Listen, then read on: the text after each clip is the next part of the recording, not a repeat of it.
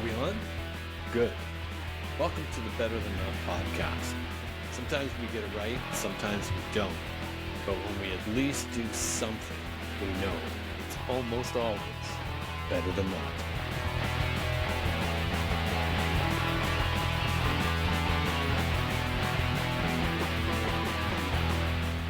Hi there, and welcome to Better Than Not, the podcast that aims to capture shifting perspectives and thought-provoking ideas in conversation, while asking the question is anything but it seems. Based on my series of Changing Frame of Reference, which you can read on the Substack app, and I hope you will, as it might give you some insight into what the podcast is all about. I also hope you'll subscribe to my YouTube channel, Better Than Not. That's the podcast. So I can continue to bring you great guests like I have today. I'm your host, Doug Gardam, and this is kind of a privilege and a special one for me. This is introducing a longtime friend, Craig Evans. Craig, how are you? Yeah, first class. Craig and I go quite a ways back. We met in high school. We'll talk a little bit about this because we met under the circumstances of forming a band. He also introduced me to Julia, who subsequently introduced me to my wife, Laura. He was the best man at our wedding, actually, which is very cool. Craig is also a well-traveled man. I think he's worked in every province in Canada. He's worked for General Motors. He's worked for Nova Scotia Symphony. He's also worked for Pizza Delight, and he's owned a restaurant. Today, he's the vice president of a packaging company in the Maritimes. We're going to talk about a lot of different stuff today. So I think I've captured most of it. Craig is also the father of 3, and he's the grandfather of 1. So very, very cool. So how are you? Good. It's a beautiful sunny day here, and I live in Sackville, New Brunswick, and we get these beautiful fall days that there's no football game today. We're not in the playoffs, but it's the kind of afternoon that's a perfect day for a football game. All right. And we 12 have degrees, sunny. Yep. And we do have a big ball game coming up today too, which we're both going to be kind of connected with. Yeah. So I got in touch with you a few months ago. I've been thinking for a long time to have you on the podcast. So Craig is the last member of the band to come on the podcast, and I'm so glad he has, because we've had over the years quite a I'll say special relationship, as you'll find out. But when I contacted you back in July, you were kind of stuck. You had a flat tire on your car, and you were held up there for a couple of days. And after I talked to you, I kind of wondered, like, is this part of this automotive part shortage that we're supposed to be experiencing here in Canada? Is that why? No, we were just on the South Shore of Nova Scotia and making our way back. It's a place called White Point Lodge down there. We'd spent a few days. It was very nice. But it was Sunday and was just going through Liverpool, Nova Scotia, and just blew a completely flat tire. And we have a little Mazda Miata MX-5, little convertible. Yeah. So we just parked it on the main street. It was right across the street from a coffee shop. Went and got a coffee, called CAA, and there was a guy, I think he was in Yarmouth. Oh, no, he was in Shelburne, which is maybe an hour away. Took him a couple hours, and he basically, the tire was shot. Couldn't drive it anymore. So we said, well, we'll go stay at the hotel. It's Sunday. It's a small town. Nothing opens up till Monday morning. And so he drove us over to the hotel, and I showed up at the dealership at 8 a.m. and said, hi, I've got a Mazda Miata. I'm looking for a tire. But of course, a lot of those around. So I had to wait for it to come into Halifax, and that took. So we ended up staying 2 days in Liverpool, Wow. just hanging out. We were luckily on vacation, so it wasn't really a hassle. And Christy and I are really good at just hanging around, going for walks, going for a coffee, and if you're going to get stuck, the South Shore of Nova Scotia is a nice place to get stuck. So I just thought it was a long time to have to wait for a replacement tire. Yeah, no, they had to get her down from Halifax to Bridgewater, then Bridgewater over to Liverpool. And the Oh, dealership was lovely, but it just took them that long to get it down there. So wow. A special tire. So, I thought I'd start today kind of going back to Band Aids. So I'm kind of going through a weird period right now, just so you know, because my book, The Actor, is being converted into an audiobook. And so they're doing all this in AI with my voice, which is really neat. But I'm actually going through to kind of check to see that everything's there. And it's really surreal hearing your own voice. But what the beginning of the actor about has some connections with you and I and the band, because that's kind of where yeah, I we remember. started. And so here I am having this conversation. So I thought, well, I gotta ask you. So I'm gonna start with what song that we played was one of your favorites? Can you remember? Like, what did you like to play? Can you remember? Like a song, one of the songs? Yeah, the songs that come to mind are, just really straight up '70s rock that, Bachman Turner Overdrive, Steve Miller. We did Get Back. Get All those back. kind of everything was a straight up rock song. And what I do remember, because we were in stage band, I guess, for I was only in there for about a year. Um, what I do remember is that's the kind of music I could play, but as soon as it had to go to a shuffle or something jazzy, I just couldn't play it. And that's when I kind of knew, oh, you can't be a real drummer. My range was this wide, and that's what we played. And Craig was great on guitar. I listened to the podcast with Craig and with Blake, Yes. and the um, and I just kind of took for granted that you and he would know so much music, know the words, because it's drumming is easy. I don't have to remember any words. I don't have to remember any scales, and I just took it for granted that you guys knew how to just do that. And we were pretty young, so We were pretty young, and it's like I can remember being like we had tried a few kind of guys to play drums, and we heard that you were really good. So I can remember going and asking you, and like we hadn't met you at all. You kind of had like I'll say an image in high school, as we all did, and we're like, should we actually talk to this guy?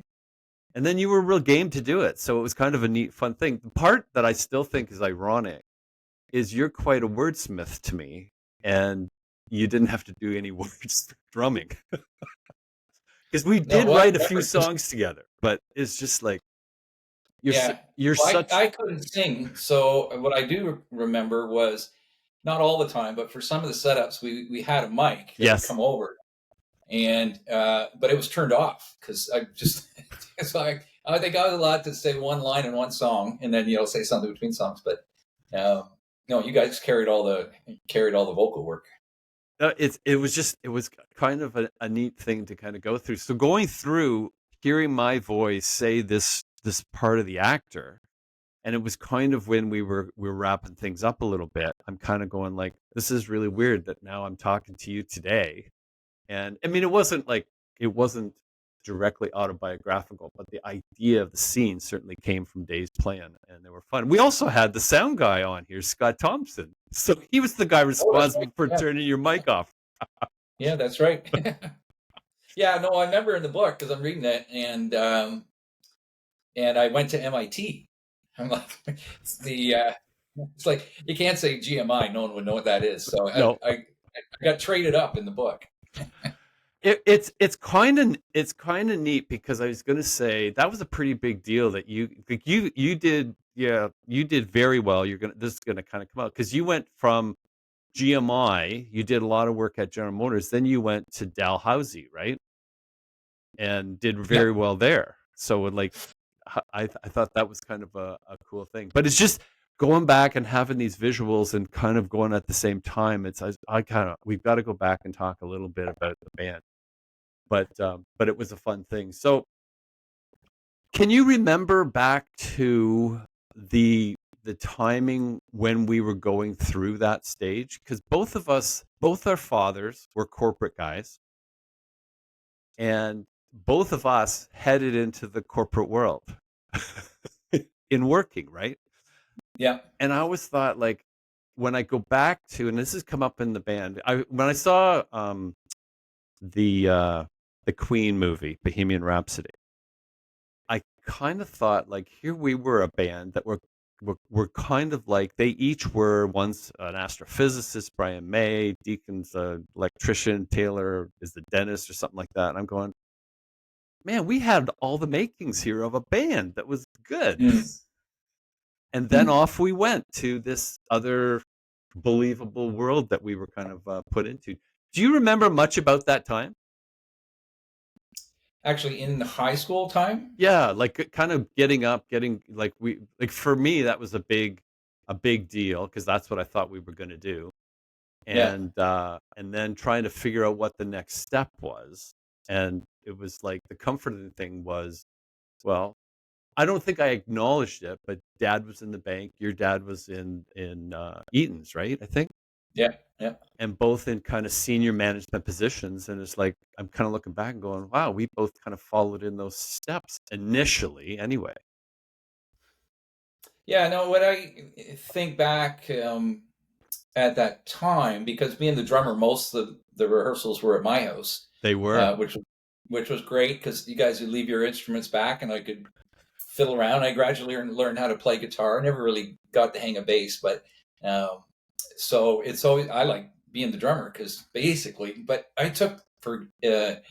totally took for granted that my parents will let us go down there and bang around for a couple hours a few times a week, Oh, and yeah.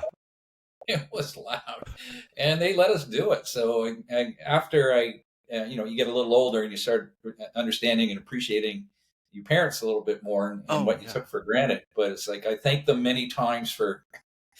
I'm not sure I would be patient enough to let that happen in my house 3 times a week. It is kind of astonishing because I don't think they ever came down and told us to quiet down or anything. Like they never interrupted us that I Yeah, remember. not that I recall. Yeah, It was kind of crazy. You're also the person I've talked about this that I traded Bruce Springsteen's "Darkness on the Edge of Town" for Rush's "A Farewell to Kings." Do you now remember I that? I don't really because I have both of those records, so I must have bought them after the fact. I did notice Colette said he thought you got the better end of the deal, and I don't know if that's true. Those are both really solid records, so I don't know. Maybe he's not a Bruce guy. I'm not sure. No, well, it brings me to this thing. Like, what do you think of this new news with Rush coming out with a new drummer? Well, I looked her up. Perk is kind of like the Who loses Keith Moon, and you can't Oh, imagine that's a anyone good but Keith. example. That's a Yeah, good you can't example. imagine anyone replacing him. Right, right. Uh, but obviously, Geddy Lee, he checked her out. I gathered her 2 or 3 years ago and has been following her. She uses such a smaller kit. I don't know what she's going to play, if she's going to play something more like Pert's setup. But um, Maybe they'll put vending machines up there or I washers don't and know what the, dryers or yeah, something. so it's going to be interesting. Like they're obviously, if you want to look at two guys who, on the surface, anyhow, seem very together. Like for how long they've been Oh yeah. uh, in the business, the amount of touring they've done. They just, they just, they got their act together. So if they think it's the right thing to do, Yeah. um, their judgment's probably really solid. They don't seem like they're out there to get their ego stroked or anything like that. I think they just want to go play, and they know they've got some people that want to see them. And then how this drummer is going to play, that's going to be very interesting to see because Oh they yeah. may not even try and recreate it that much. Like she's got to basically give them that backdrop. But Yeah. I think that's probably the most important, most interesting part of them getting back together. See how they incorporate her and what she brings to it. Well, I was gonna say I don't know. I've talked to a number of people and I'm very, very, very much in the minority. I'm just not real excited about this. And I don't understand why, other than are you that old now, Doug, that you can't get with some change? But it's just like that was a unit that I can't like you can't recreate what it was. But you're just a great example. Like Keith Moon, like how did the Who do that? And Yeah. they did it. They're still doing it, I think, aren't they? Yeah. I'm trying to think. Where's Jason Bonham? Is he backing them up, or is he backing someone else up? Well, was it he was playing with Jimmy Page and Robert Plant for a while too, right? John Paul Yeah, Jones. So I don't know what's kind of happened on that by and yeah, large, but he did for a while. yeah. But it's just one of those things. I think it's just like I've always had this image of they're like that the what is it the whole is greater than the sum of the parts, Right. and it's just like you can't recreate that. And I Yeah. don't think they're going to try to. I think of Freddie Mercury and Queen too, right? Like they've done. It's not the same. They don't even pretend it's the same, but it's still very entertaining Mm. hearing the old songs. But I had to ask you that because you knew how big a fan of Rush I am, Yeah. and it's just like everyone is like the tickets are going crazy. How they've added like twice as many shows as they started with. That surprised me because I think it was a pretty short list when they started, and then I just saw something this week that looks like there's 24 dates or something like Yeah, that. It's it's they're whatever it going. was. Looks like right across Canada now, and I know there's a date out here in Vancouver. So it's like it'll be interesting to see. It's a year and a half away almost, but we'll see kind of what happens. So you mentioned being in the stage band. Is that where you got your, shall we say, inclination to jazz? Because when I think of you in music, jazz is like, I love jazz, but I don't understand it. And I think you Hmm. understand it. And I think that's Uh, kind of cool. yeah, no, again, I listen to it a lot. Whenever we travel, we go see it live. But I've got again a pretty narrow range. Like you start to get into I don't know, say late Coltrane and all that kind of stuff. Yes. You can't go there. I mean, I've got a really good friend who can, and the the or really hard bop. Like I can listen to it, but it's not. I'm not going to relax to it, kind of thing. Um, but that's the thing with jazz. There's a million types of jazz, right? So Yeah. No, it's it's yeah. I don't know where that started, but stage band. Stage band is funny because the kind of songs that you play in stage band, um, they're not big band songs, but they're not, they're not a four-person combo right. kind of thing, which is kind of what mostly I kind of listen to is that kind of stuff. Well, it is. I did a little stint in the stage band, and I think we were playing something by oh, what's the jazz? Chevy Chase was part of them for a while. Not Weather Report, but it's not coming to me what the name of the band was. Little And Feat, maybe. no, it's they were They're not jazzy. much more well known than that. Okay. And it'll come to me eventually. Chevy Chase was part of the band for a while, and then he left. And they had a great guitarist, and they played. It's not coming to me, but and that's what I'm kind of going. Okay, there's some really good players that know how to play the bass, and I may not be Yeah. one of them. Yeah.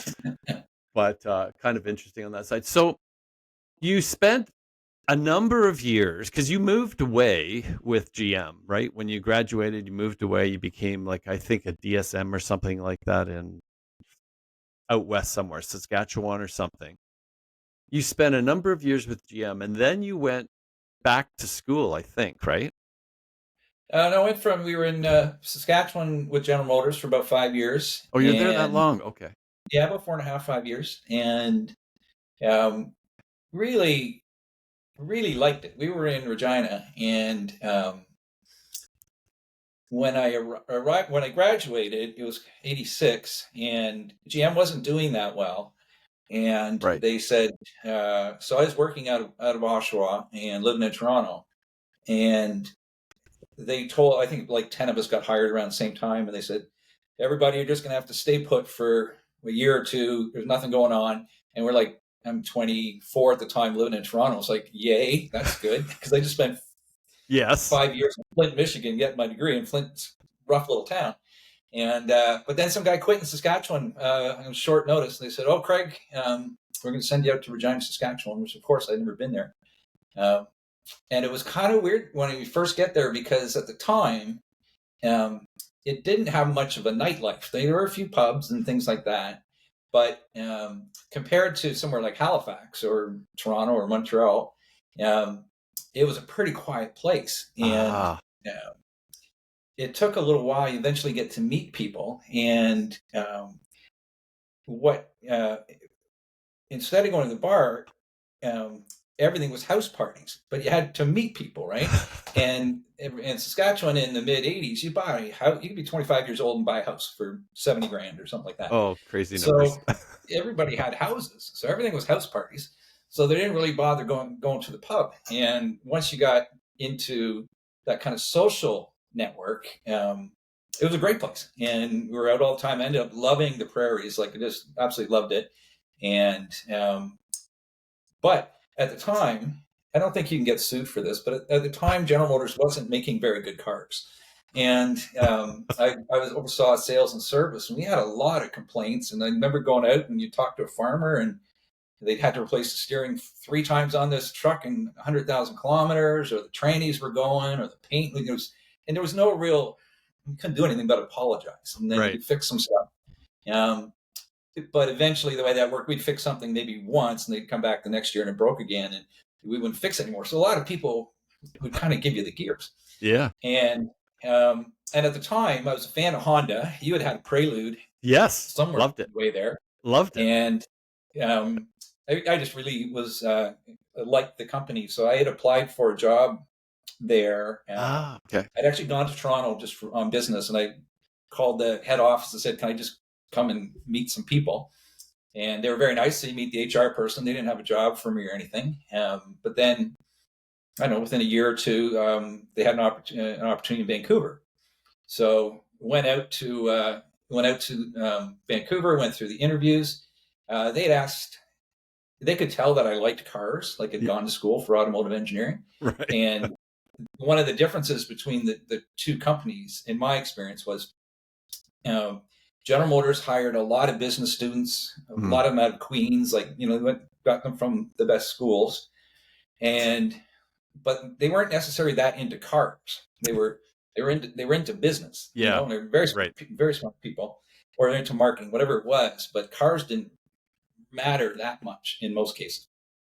And start talking to the Honda guys, and they're all car nuts. Like they're geeks. All they want to do is talk about cars and how they work and what doesn't work.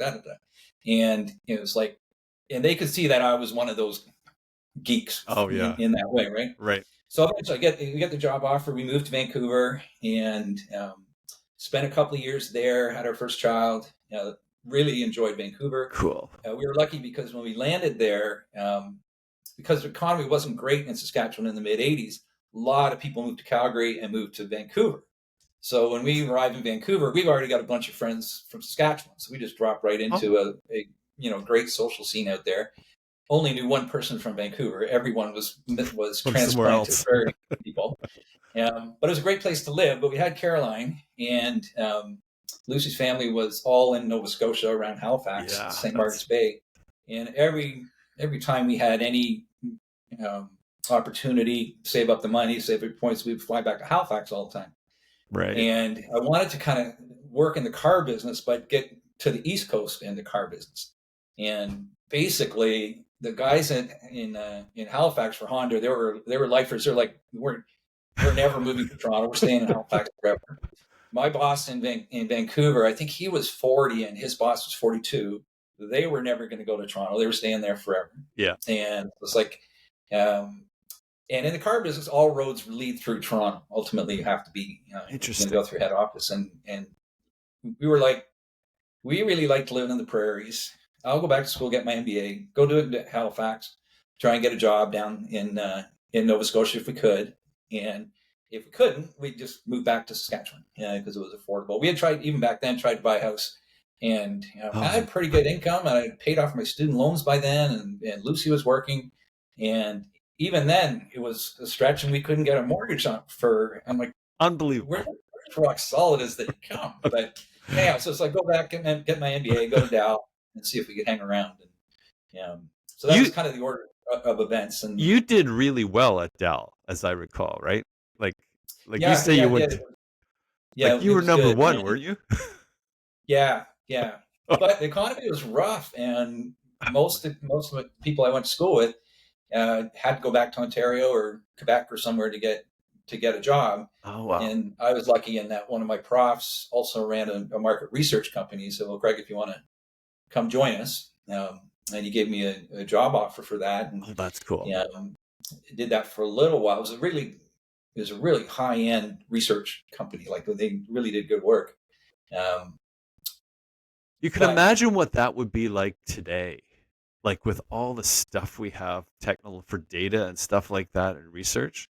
oh yeah, Like yeah, it would be just like so different. I got to insert here because you also, which is kind of a crazy thing. This fits into the craziness stories, but you got me my summer job from Carlton at GM in Oshawa. Do you remember that? I do not remember that. You knew Where did you somebody work? in the students program. I worked at Experimental up on the north end of Oshawa. Yeah. My very first day there, the new 84 vet came out, and my job was to go out and mile them out in town, like start and stopping for the journalists who are coming. So like I was kind of going like, Craig knows GM and everybody there because that's how I got the job, right? So it was like, and for a while during one of your work terms, we actually drove to work together, which is crazy. I think my dad's old LeBaron. Oh, jeez. How crazy that is. And that to me, Craig, is just as crazy as another story we had about playing James Robinson as a band. And we were like grade 10, and the vice principal allowed 4 high school grade 10 guys to come in and play the graduation for grade 8s. I do remember that. That's kind of crazy to me. It's just like, how does Craig, GMI student, get a job for Doug at GM? Is like the vice principal at a school giving grade 10 kids the Hmm. night to play a graduation ceremony. I just think those are kind of crazy things that happen to us. I think it was that show. It was probably that show. But I think we only knew about 40 minutes worth of music, and so we had to play for. I think we just played everything twice, and they seemed to put up with it. Which was I don't know if that was that show or it was probably because that would have been early on. Well, And we only had so much music, so it was so weird because that was my brother's grade 8 graduation too. So hmm. we talked about that a few times. But anyway, coming back to where you are. So you go to work for this market research company, which I can only imagine what it would be like then compared to what that world is like now with our AI and all the stuff we have Hmm. available to us. Where you spent a couple of years there learning a No, bunch of stuff? not that long really. Because what had happened was the nature of the work, which is because we also even the principals would make phone calls. It was all phone based back then, and and then you'd kind of go through the data, go through the data, go through the data, and after not that long, it was.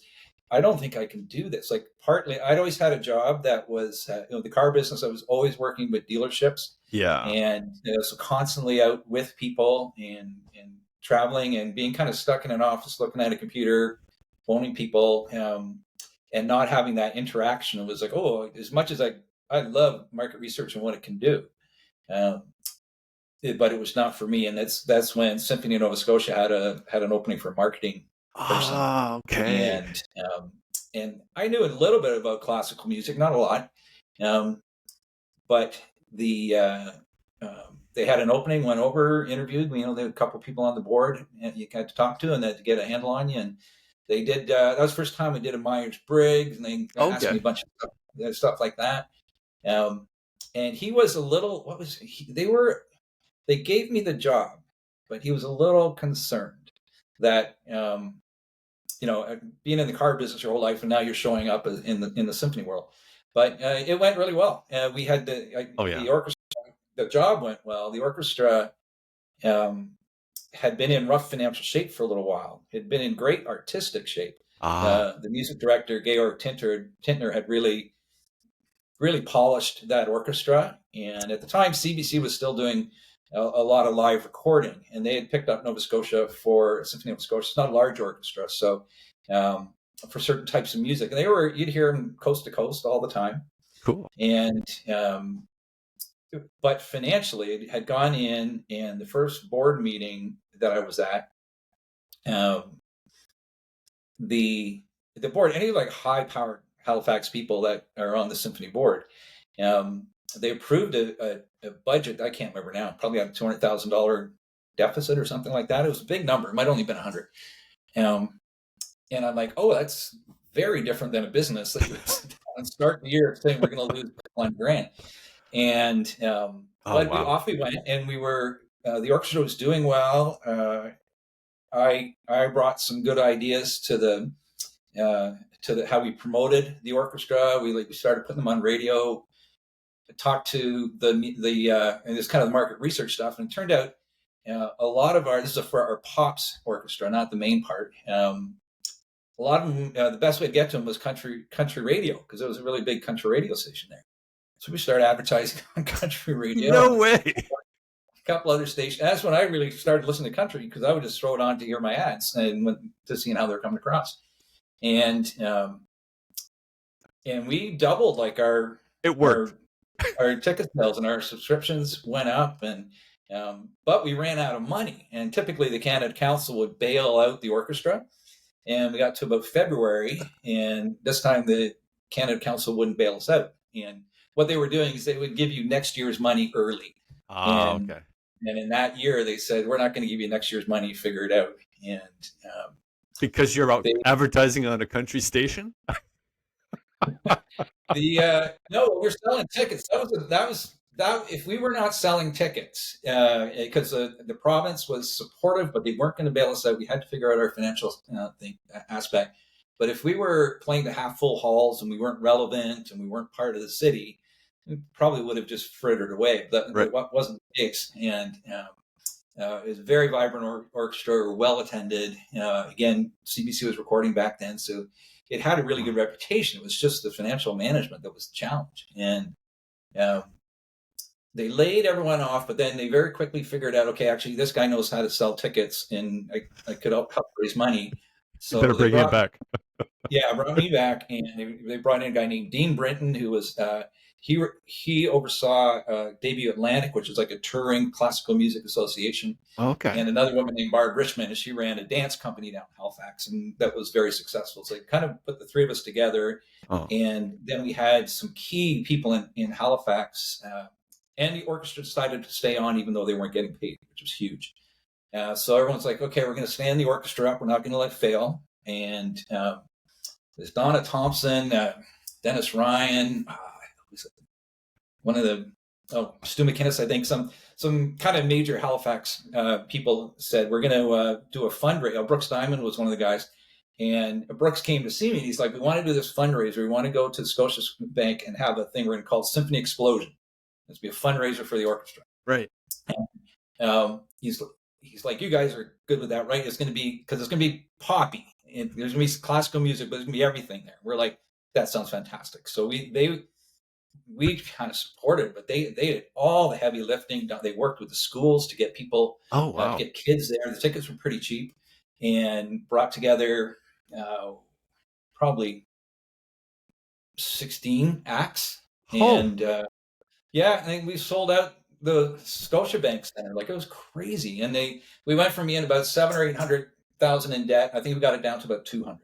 And that was enough for between the province, Canada Council, and everybody to say, okay, wow. we'll give you a bit of a lifeline. And then we continue to build after that with ticket sales. But the best part about that job is you have to go to every concert, right? Yes. And so you just sit there and you're listening to beautiful music, whether it's classical or pop. So we had a Baroque series. We did some co-productions with a kind of a modern jazz group that you never quite knew what they were going to play. And so after you do all your work and raise all your money and do all the stuff you have to do, you get to go sit and enjoy a concert. So that was pretty magical. That's a good job. I was going to say, how you're even describing this, I'm kind of doing some episodes with the local music company here that bring international artists in from around the world. So I just talked with Roman Boris from the Griffin Trio. You ever heard of the Okay. Griffin Trio? You Yeah. you, you likely have, and Yeah. it's so unbelievable. I just had and I talked with the Bergman piano duo, which is a husband and wife that do duets. Elizabeth and Marcel Bergman. Again, internationally acclaimed. And to your point, what's so cool about this for me, beyond some of the popular acts that I like to see, you see these people here that their instruments are a part of them, and there's no electronics. Like it's just them, and I cannot believe how good they are, Craig. It's Yeah. mind blowing. We went to see this young lady. Her name was Laura Altemuller. She actually did her doctor's performance at Western. She came in. She's originally actually from Abbotsford. She played an hour and a half on the piano by herself. Yeah. Like I just like my mouth was just agog. I just hadn't experienced stuff like that. So when you describe being with the Nova Scotia Symphony, I think that's really cool. But to this point, so you've gone from cars, do your MBA, go into market research, go to go into classical music promotion as part of the company. And I'm going to go back to a point I remember. So when I said when we first met, you were one of the popular guys at high school. That And is not how I remember it. we do. And that wasn't kind of my world. So and I always kind of felt like I was a little geeky. But anyway, you at one point had said, and you probably won't even remember this, but you kind of have to be intentional about meeting people. And you exemplify that like with this, what you've just said. Like it's unbelievable. How does a person go from being very, very good, super enthusiastic about cars in the automotive industry, working at a fairly high level there, to working, even talking to people to say, yeah, I think I could do this marketing for your classical music society here. Like that's not for me. People could do that, Craig. Look, that's crazy to me. Um, no, I think because again, I'm not even the same planet from a musical talent standpoint Yes. as the people in the orchestra. Um, but I think what they could read from me was, clearly I had the quotes marketing chops, but Yeah. that I genuinely liked the orchestra. I was very impressed with the orchestra. I told them, out in Vancouver and out in the prairies and listening to, Georg do da da da da and the group. And they're like, well, it's pretty good. It's one thing to know about the orchestra if you live in Nova Scotia, but if you're kind of aware of them and what they're like at the prairies, that seems like a pretty good starting point. So, I think that's where it came from. You and I both love music, Oh, and but in particular, I think they picked up that, oh, this guy doesn't know a lot about classical music, but he seems to have a lot of warm feelings for our orchestra. And anyhow, so okay. that came together, and it was the other thing about this would be your experience too with the group you're with is in the symphony world, you've got a music director, but you also have we were between them at that point. So Georg had retired. He would maybe do one show a year. Raf the Armenian, who was running Kitchener Waterloo at the time, he came in as kind of interim, and he was our music director for a couple of years. But we were auditioning who the new artistic director was going to be. And so every concert, we had a different conductor come in and Oh, audition in front. And then you'd go out for supper with them after.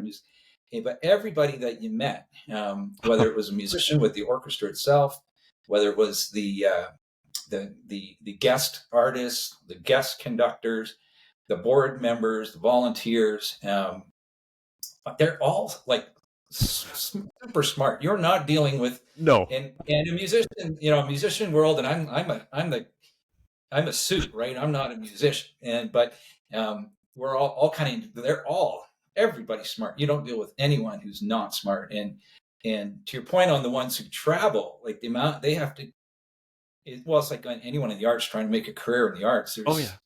There's so much work behind the scenes to actually get shows and get to shows and make a living, and then when they get there, it's magic for 90 minutes. Or um, but the amount of work that goes on behind the scenes Oh, is so. Anyway, it was lovely to be surrounded by talented, smart, passionate people all the time. well, that's you hit the nail on the head with that to me. Like that's the part that I'm the musical history, the experiences and the people that they've worked with are just mind blowing, and yet they can still communicate what that is, right? And you can see the love. What's always made me really interested in the whole thing is, and I've talked about this a few times, was around they have incredible support even in their younger years. Like they've shown that they recognize like they have a gift, right? And they can play, but that's not just enough, right? And Hmm. they're often their parental world is very supportive of them. Often their parents are connected in some way with the entertainment world, so that they can kind of see that as well. Did you see some of that in the people that you talked to, like as far as that? Because I kind of compare it to going back to our band, was the fact that like it wasn't like, yeah, you're doing this, but you're eventually going to go to school anyway, so we don't have to worry about it. Because the day that I came home to say the band was broken up, I think there was joy in my house. Oh, really? And I found it really weird that that was there so much in the classical world, because you're not going into a popular avenue. Like I think they've been saying for probably centuries, well, classical music is kind of dying, right? Like Hmm. that was one of Roman's comments, Boris, in a recent conversation I had with him, was he says, well, it's always been declining, and you got to find ways to kind of boisterous. And I was going to say, you're explaining how the Nova Scotia Symphony shall we say, energized itself, is kind of a cool story. Have you not, have others taken that idea on at all that you know of, Uh, with regards to promotion and setting it up and getting it more into the um, community, like they did? Like you said, 16 acts came out and played, and you were able to sell at the Scotia Center. that's typical between as orchestras work between their music directors, and so there's a whole crew of people traveling around the world auditioning to be, the permanent Sure. artistic director, and the we learned a lot. We worked with a guy named Leonard Stone, because what do I know about promoting an orchestra? Nothing, right? And like I know what, strategy and positioning, blah blah blah. Those things are, but and so along the way we got connected with Leonard, and he had been uh, involved with getting Calgary, Chicago, a whole bunch of orchestras, kind of getting their marketing updated. And Okay. so he said, Craig, you should do this, this, this, and this. And we went off and did what Leonard suggested. And again, there was so much goodwill around the orchestra. It was, if we could kind of get out of our own way, enjoy Mm. it, present that the events aren't dour, they're joyful, and show that way, talk that way, that people would come, and they did. And again, there's already a bunch of goodwill around it. Um, so we didn't create a lot. We listened to good advice, and we did what we did, followed the advice that we got. We threw probably a couple. Like, I don't think a lot of people did country radio. It just happened to work for the Halifax market, and That's such a cool idea. That's one of those things, is nothing is what it seems to me. Like it's just like, well, let's advertise classical on country. Oh, it'll never work. Boom. yeah, and yeah, can't even remember where we got the media advice. It actually might have come out of some pro bono work one of the agencies was probably doing for us, if Mm. I think about it now. And they said, and they've got media buyers, and all they do is look at demographics and where are they, what are they listening to, when are they listening to it, and uh, and they had kind of pointed out there's quite an overlap here with people who go to your pops concerts that listen to this radio station. It's like, because you can't advertise on CBC, obviously, and that's a big part of our thing. But CBC was good in that they would interview us fairly regularly through Mm. the season, and we could talk about what was going on. And that's always the music directors and musicians doing that. And at the time, also the Chronicle Herald paper had a music critic, Stephen Peterson. Stephen Peterson came to every show and wrote reviews about every show. And Wow. I'm thinking that doesn't really exist in the same way anymore, right? Between kind of the loss of the CBC presence, Mm, I think they still do a bit of recording, but not yes. what they used to do. And the local newspaper that everyone read, the local newspaper back then, Yeah. there was the Mail Star and the Chronicle Herald, and we just got attention on a weekly basis about the shows that we did. Yeah, that whole thing has kind of shifted, right? Like as far as how even advertising through papers and conventional media, Yeah, it's a staggering shift for sure. yeah. So you're in this, things are going well, you've got a budget, you're getting supported again. You stayed there and then you got your eye on something else. Well, it was a great job, but I came out of the MBA program, started working there, but I was making less money than I made before I got my MBA, just because it's a nonprofit, right? It's the way the Versus world working works. working for Honda Canada. So And before you go on here, Craig, how did they not keep you at Dell as a professor? I just you'd have to go get your PhD, and that was not That that was a was not requirement. That was a requirement. And they didn't absolutely. Yeah. encourage you to do that? Uh, no, Like no, I it's think such a competitive world that okay. Okay. Interesting. and that whole idea of going for a PhD, and I can't remember who I was talking to, but talking to people about it, and it's nothing new about it, but you have to be so in love with an idea that you want to test that you're going to spend the next 4 years with that idea Right. and really trying to test it. And I didn't really have an idea that I thought this is something I should explore for 3 or 4 years. You've And got you, too I think many you ideas. kind of need that, right? You have too many ideas. Say what? You're too broad. You got too many ideas. Too many areas to go in. Anyway, Yeah, you got to be. come back to where you were talking about with the symphony and stuff, because I was going to say I don't I interrupted you, but like I've always wondered, like, why wouldn't they get a guy like you in there to do that? It would help academic institutions because you have so many different skills and they're so varied, and you can talk head to head with anybody, right? Yeah, I think, but again, they're not looking for people they have to convince. They're looking for people Yeah. who want nothing more in their whole life than to be a professor and to do the research and to be driven by whatever that Right. idea that they have is. And no, the symphony world was great, but because eventually it was where that um, where that career path takes you is you go to bigger orchestra, to bigger orchestra, to bigger Mm, orchestra. And we had just spent 2 years and a bunch of money to move to Halifax, to stay in yeah. Halifax and stay in the Maritimes. And I got interviewed actually for um, the Winnipeg Symphony, which at the time was it was a great orchestra. Bramwell Tovey was the music director. Max, I can't remember, their general manager was super sharp. But it's like, no, we just did all this. We spent 2 years, and actually at that point, 4 years. Um, we're not going to move out to Winnipeg. We're not going to move to Toronto or wherever else. So, and that's when someone came along that we knew and said, Ah.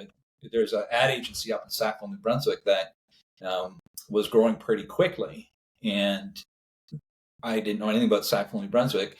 Um, we were very Halifax focused, in my job and all that kind of stuff. And they had picked up the NBTEL account. They had picked up TD had a high end financial division called Evergreen. They picked up Sabian Symbols international account. They picked up I think it was AIG at the time, one of the big mutual fund Wow. account, and they picked up the Royal Canadian Mint, which used to do advertising back then, and it was all happening in this little agency in Sackville. So, they were Really? looking for people, and someone connected us. We came up to Sackville, ended up really loving it. And as we started talking to people about New Brunswick and this part of New Brunswick, um, a bunch of people had gone through Mount A for different reasons, for summer camps, for all that kind of stuff. I had no idea that there were beautiful beaches 40 minutes away where the water was warm, because it's South Shore is beautiful, but the water's cold. And anyhow, so the agency was growing. We went, I think we're 13 when I got there, and we were 50 by the time I left, something like that. It was crazy how much it grew. Wow. And and we were bringing people in from Montreal, bringing people in from Toronto, bringing people in from Halifax, and the principals did a great job. They were, smart guys. They knew how to sell and bring clients on board, and it Wow. was a great switch. And again, it's pure marketing and advertising. So it's a very fun business. So you moved to Sackville at that point, or you were Yeah, already in Sackville? Okay. What's yeah. interesting too is Craig Collette's mom is from Sackville, right? I think I heard him say that along the way there. It's It's like, and how I don't know woven. if I think he said her maiden name even. I can't remember if he did or not. No, I think it's because I had lunch with him at one point, and he Yes, had told me. That's what I'm thinking about. Yeah. Yeah. because I learned about that like back when high school, because of course my dad's from Prince Edward Island, so like Yeah. that it's miles away from Prince Edward Island, but it's still like it's a connection to the Maritimes, right? So Yeah. very No, I knew he interesting. had the PI connection, and we no, we ended up just loving it here. It's a great little town, and I've got a a rule, and I don't know if it's a good rule, but I've always had a rule that I live where I can walk to a good local pub, and Ah, so we moved to a nice little house on a nice street. We could afford at the time, because we were both working in Halifax. Lucy worked while I went to school, um, but we could afford to buy a house here, and Lucy stayed home with. We had two kids at that time, eventually three, and we could swing it on one salary. Like, we lived pretty simply, yeah, but we could swing it on one salary, which is hard to do these days. And yeah, then eventually, as kids got a little older, she went back to school and got her education degree, and then went on to be a teacher. But yeah, no, cool. this hot little agency in Sackville just brought in some really great national accounts. So we'd be off to Toronto or Vancouver, whatever, doing TV and doing radio and all that kind of stuff. It was a good life, because you get to do some fun stuff in the big city, but then come home and live in your little town, and where you kind of know everybody. And And you were it's a you were in your wheelhouse. Like that's like meeting people and connecting with smart information, right? Yeah, and in that world, so there's creatives and there's the account people. I was an account person, um, but uh, you know, creatives, again, they're smart, Oh, and they're unexpected, and they just had ideas. I was like, I would never think of this, or um, from a writing perspective, they'd be able to turn a phrase that, like, oh, I could never figure that out. And so again, it was really nice to work with people that you're just respected so much, and what their oh yeah. skills were. And everyone, again, that's when we go up and work with photographers, or do radio work, and you're bringing actors in and all that kind of stuff. Um, the to be a voiceover actor in Toronto is hard work, right? So the people who you're dealing with are Yeah, very good at what they do. Otherwise, they wouldn't have made it through all the gates you have to make it right. through to actually be a working actor in Canada. So. No, that is so what took you away from that world? Like what like cuz to me that's like would fit into perfectly what you're great at, but what you like to do. Um, One of the things that happened, if you're in any kind of consultancy and advertising, Oh, okay. we would create, the content, the billboards, radio, whatever it was. Uh, but you talk to your clients about their business, and you would have, you would just think, man, I would do that differently, or you would see them struggling with what was going on in their company, or they wouldn't move forward on something that we thought, with Was all our heart, was the right way right. to go. And so after a little while, it's like, I want to be the person on the other side of the desk who's Ah, actually doing the execution rather than the person recommending, here's some ideas. And and any good ad agency. So here's your, here's the elements of what we're going to do. right, But here's all the other things you can do as a company to support it, in other ways that don't have anything to do with advertising.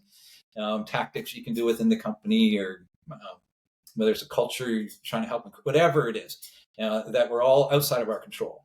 right. And so now I want to be on the other side of the table where I'm still involved in the advertising side, but I can also, I've got leverage with other aspects of the company. So one of our people in our agency, she got hired by Pizza Light Corporation based in Moncton. They had about 100 restaurants, and at some point they were looking for a marketing person. She said, "Well, maybe you want to talk to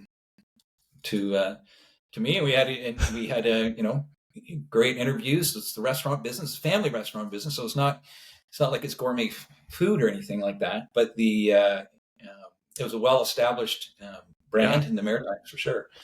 And the owner of the company, a guy named Bernard Embo, he had built it up from scratch, I think from about 1969 or something like that. amazing. And a pure entrepreneur, a very well known person in this part of the world, and just a perfect gentleman. He was just a gentleman through and through. Wow.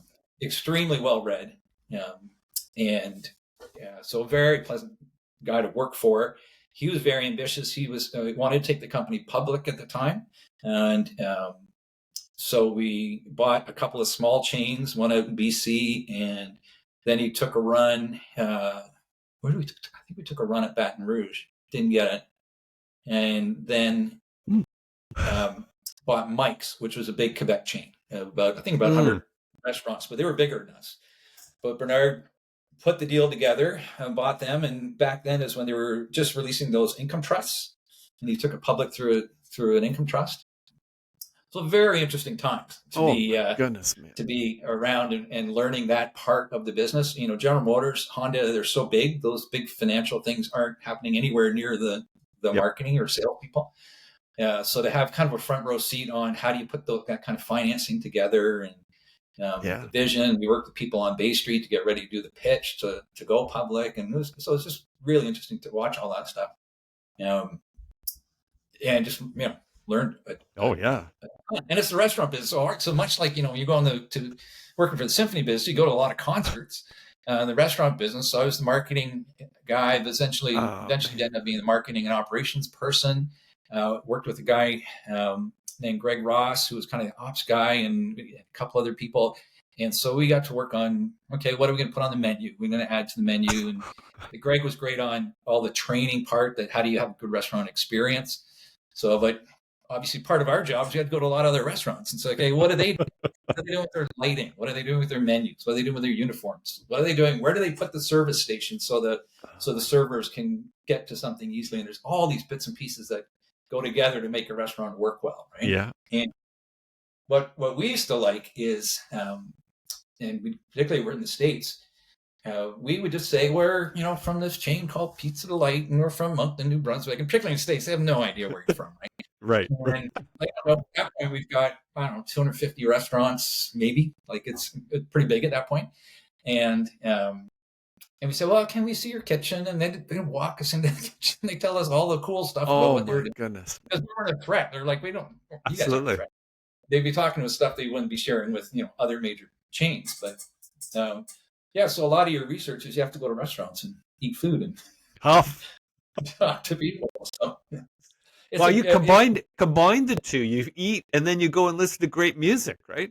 That's right, exactly. And it was, and Greg just knew the business so well that it was a constant education for me. Going, you could just take apart what was going on in a restaurant, what was going well, what wasn't going well, and so that was super fun business. Oh, very cool. Well, I Yeah. remember when coming down in Pizza Delight, there was like a store in Markham, if I remember. Like there was one, but it wasn't like one of the big, and it didn't seem to go very far. And then I heard that you were very involved with this, with Pizza Delight. And I couldn't help but think, have you ever heard of London Drugs out in Yeah, Vancouver? yeah, So they seem to have a very similar in the sense of it's by one guy, he owns it. He's built up these stores. We love it because anything we can't find anywhere else, they always have it. And they're yeah. always doing like they are very like value based too. So like they're usually not the most expensive. And there's a charm that goes with this type of business that I can see would attract you even to the Pizza Delight world, right? Like especially with someone who's running it and is a genuinely good person. Like that's a very cool thing to me. Yeah, I've been really fortunate in that because you would talk to people along the way and they would say they work for, they're doing a job they don't like doing, or they don't really like the company that they're Right. working with, or they can't trust the people that they work with. And That's a big one. really fortunate, like those were not dynamics in any of the GM was huge, so it was hard to say all the things going on there, obviously. But Honda was not big at that point. The Japanese, we had kind of the Canadian management structure, and if I recall right, I think there were four Japanese managers who kind of shadow, like a head of marketing. I think his name was Sam Maeda. We had a VP of marketing, but he was the Japanese part of the marketing piece. And there was one for, I think, for operations, and I'm sure one for finance, something like that. Um, and what they would do is they would come out to Vancouver every quarter, and you would just say, "This is what we're doing. Here's our plans. Here's the problems that I'm having. I'm having problems with this city or that dealership or whatever." And they would take their notes, and it'd be a very formal meeting. And then, but then at night, you had to go and have a beautiful sushi dinner, and then you had to go and sing karaoke in some place that you didn't even know existed. You had to be like really in the Japanese culture to understand where it was. And but then they'd be back 90 days later, very formal.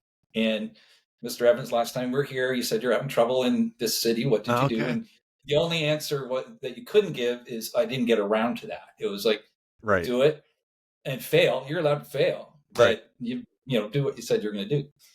And that was a lovely, Oh yeah. simple way to work within an environment. General Motors would constantly reorganizing. And it was good for me. I think I got like 4 promotions in 4 years, something like that. There was so much turmoil in the company, um, and I worked for some great people, but just the kind of simplicity of how Honda went to business. And the funny thing was when they talked to, you're there for a while, you learn more about it, is they took, as when Honda Canada, Honda States too, when they came over, what they basically did is they looked at General Motors and said, okay, this is how you structure a company in the car business, and these are the kind of things you do. And it was a template of probably 1970s General Motors. They just kind of stuck with it and stayed disciplined, right? But it made a very, very easy environment to work in. And we could get talking about values and things like that. Um, Fortunate that those are the kind of places that I've been where you haven't had to compromise Your who integrity. you are or deal with those political games to move ahead in a company. But also, I don't work in huge companies, right? I'm not on Wall Street. I'm not Yeah. in one of those kind of really competitive environments. So. Well, when you mention Honda, like I used to love Honda commercials, and I can remember driving for years. For a number of years, I had to drive across the Gardner, and they used to have the Prelude that was up on the billboard. Yeah. And at night, the blink, the lights would pop open on the, and they would Okay. close at during the day. But it was like a car, like it wasn't a picture, it wasn't like a graphic or anything. It was Mm. actually a car. Now I'm sure it had some of the weight stripped out of it, but I think that might have actually sold me on the Prelude in the first place because I Oh, just thought it really? was such a cool, like the thought behind it. Like who puts a car up on one of these great big giant billboards? But not only that, you make the lights go on at night. And they're not Yeah. just normal lights, right? They were the pop-up lights. And I thought, that's kind of cool. And then you were working for Honda, and I said, it's kind of neat that simple principles do work, right? You said you were going to do this. Did you do that? And you can fail. Yeah. But if you don't do anything, we don't like that. That's cool. Well, and the other thing that was is because there was so much. always constant restructuring and everything at General Motors is if you didn't get promoted once a year, you'd start to worry about your career, right? Yeah, that's true. And Honda was great. They're like, I sit there and I'm like getting a little antsy, and they're like, Craig, you're not going anywhere for at least 2 years, I'm and not used to probably that. longer. And one of their reasonings for that was because no one can do anything in a year. Like you can say some stuff, but to actually implement something and It's see, true. did it work? Were you really able to contribute to the team? You know, were you able It's to learn and grow as a yep. person? They're like, that doesn't happen in a year. Like you're going to be here for a little while, and we're going to get to know you. And it's like, oh, okay, that again, that kind of simplified things. So it wasn't a race that you're trying to figure out how do you do this. They're like, do your job and grow and contribute, and things will work out. It's like, oh, okay, I can go do that. So Well, it's weird because we instead of broadening that, we've actually gone the other way, right? Like it's like how many books are out and like what's your first 90 days in the job? It's like, well, I know where my desk is and I know where the drawers are. Like it's and mhm. people say, well, that's way too basic. And it's like, I don't know that it is. But and because of it, we get the turmoil that kind of results. In the car business, because I want to go back to where you were in the marketing side Oh, and this sorry, you're talking about Honda yeah. and advertising. Um, I'm blanking on their U.S. agency, the Canadian agency. I think it was Ambrose Card Litton at the time, but the footprint was established by the U.S. agency, and Richard Dreyfuss was doing the voiceovers and that kind of stuff. And Okay. if you and their ads were so clean, I think it's kind of what you're referring to. Oh, it's so And good. one of the things I had just gotten there, and the Honda Accord new version had come out, maybe been out for a year, and they had done some research that said a lot of people like the Accord. They think it's a good car, Yeah. but um, a lot of potential buyers don't think it's big enough for them. And we had stretched the car out, but it started out as a very small car. Yeah. And the ad that they really wish I could remember the name of the agency. The ad that the agency came up with was Honda Accord sitting there, the kids and the family get into the car, and they're just at a park, and they all jump in the car, they close the doors, and then they realize, oh, the dog's not in the car yet. So one of the kids just opens the back door. That's a good sized dog.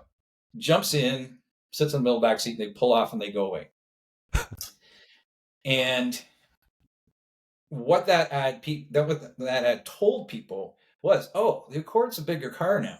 Because look at that big jog. The Accord is, and nothing. It, They never said a word about word. it. And they did their typical very classy voiceover, Oh, but the good. point they wanted to make was the car is a bigger car than you think it is.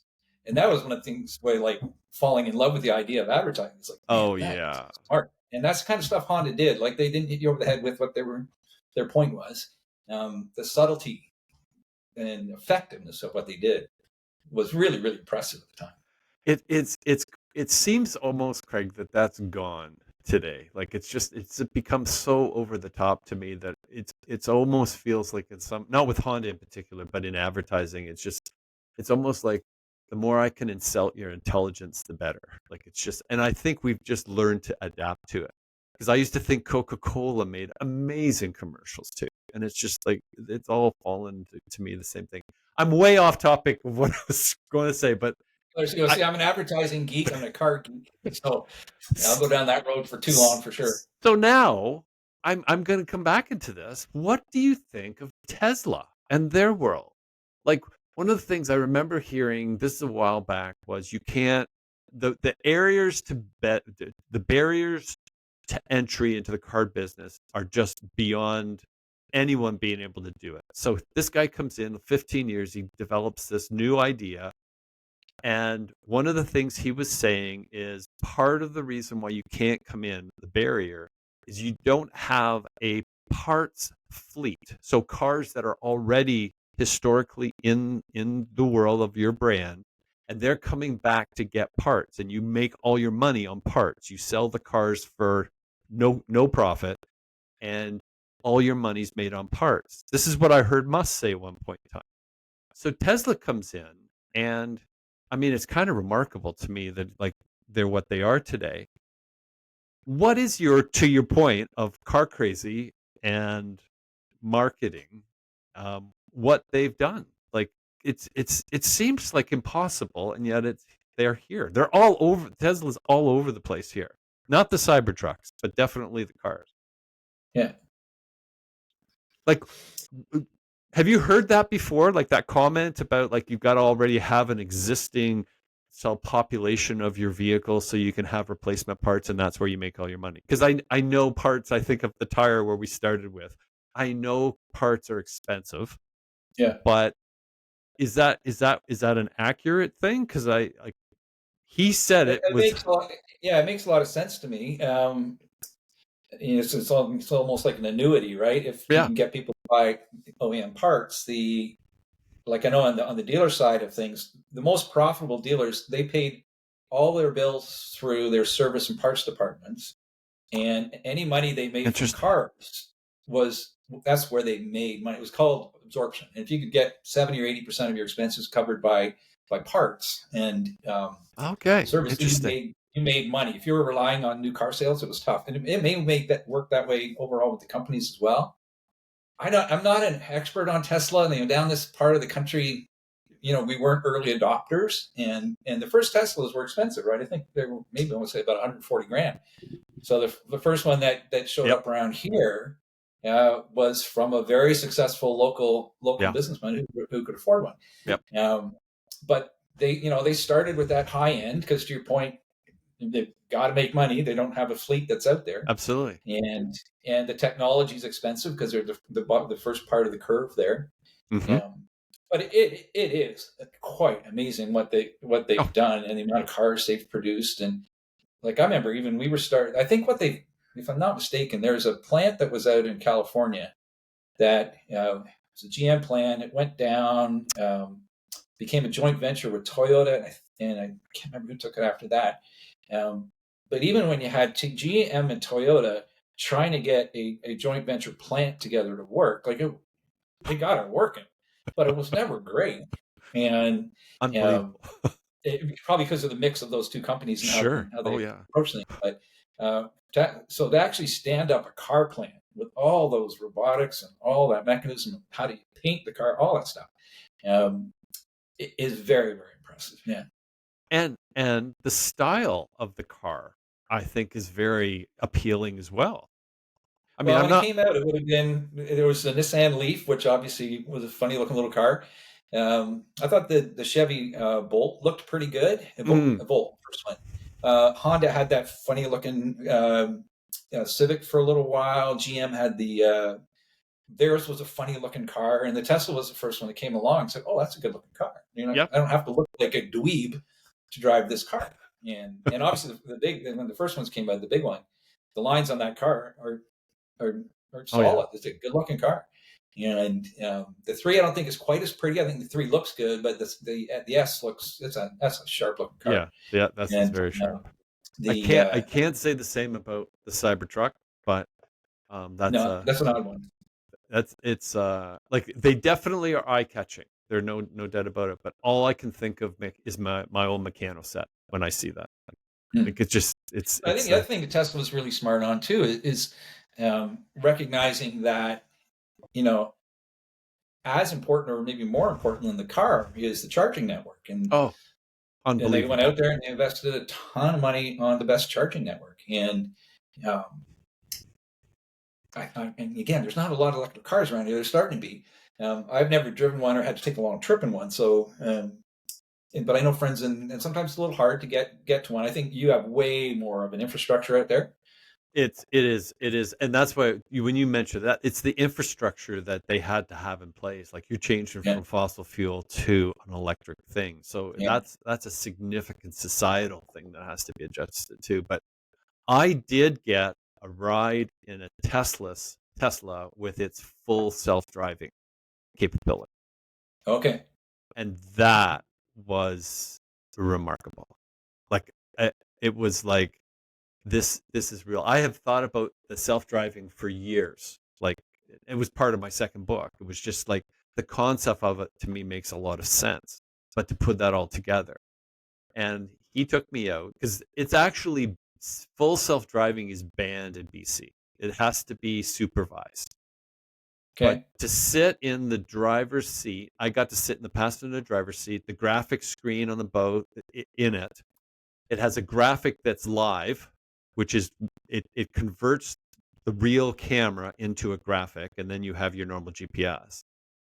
And just to sit there and watch the steering wheel turn itself, stop, um, when the light turns, it's going through the light, and you're not doing anything, Craig. It's Yeah. like, and that was, I will say, 18 months ago.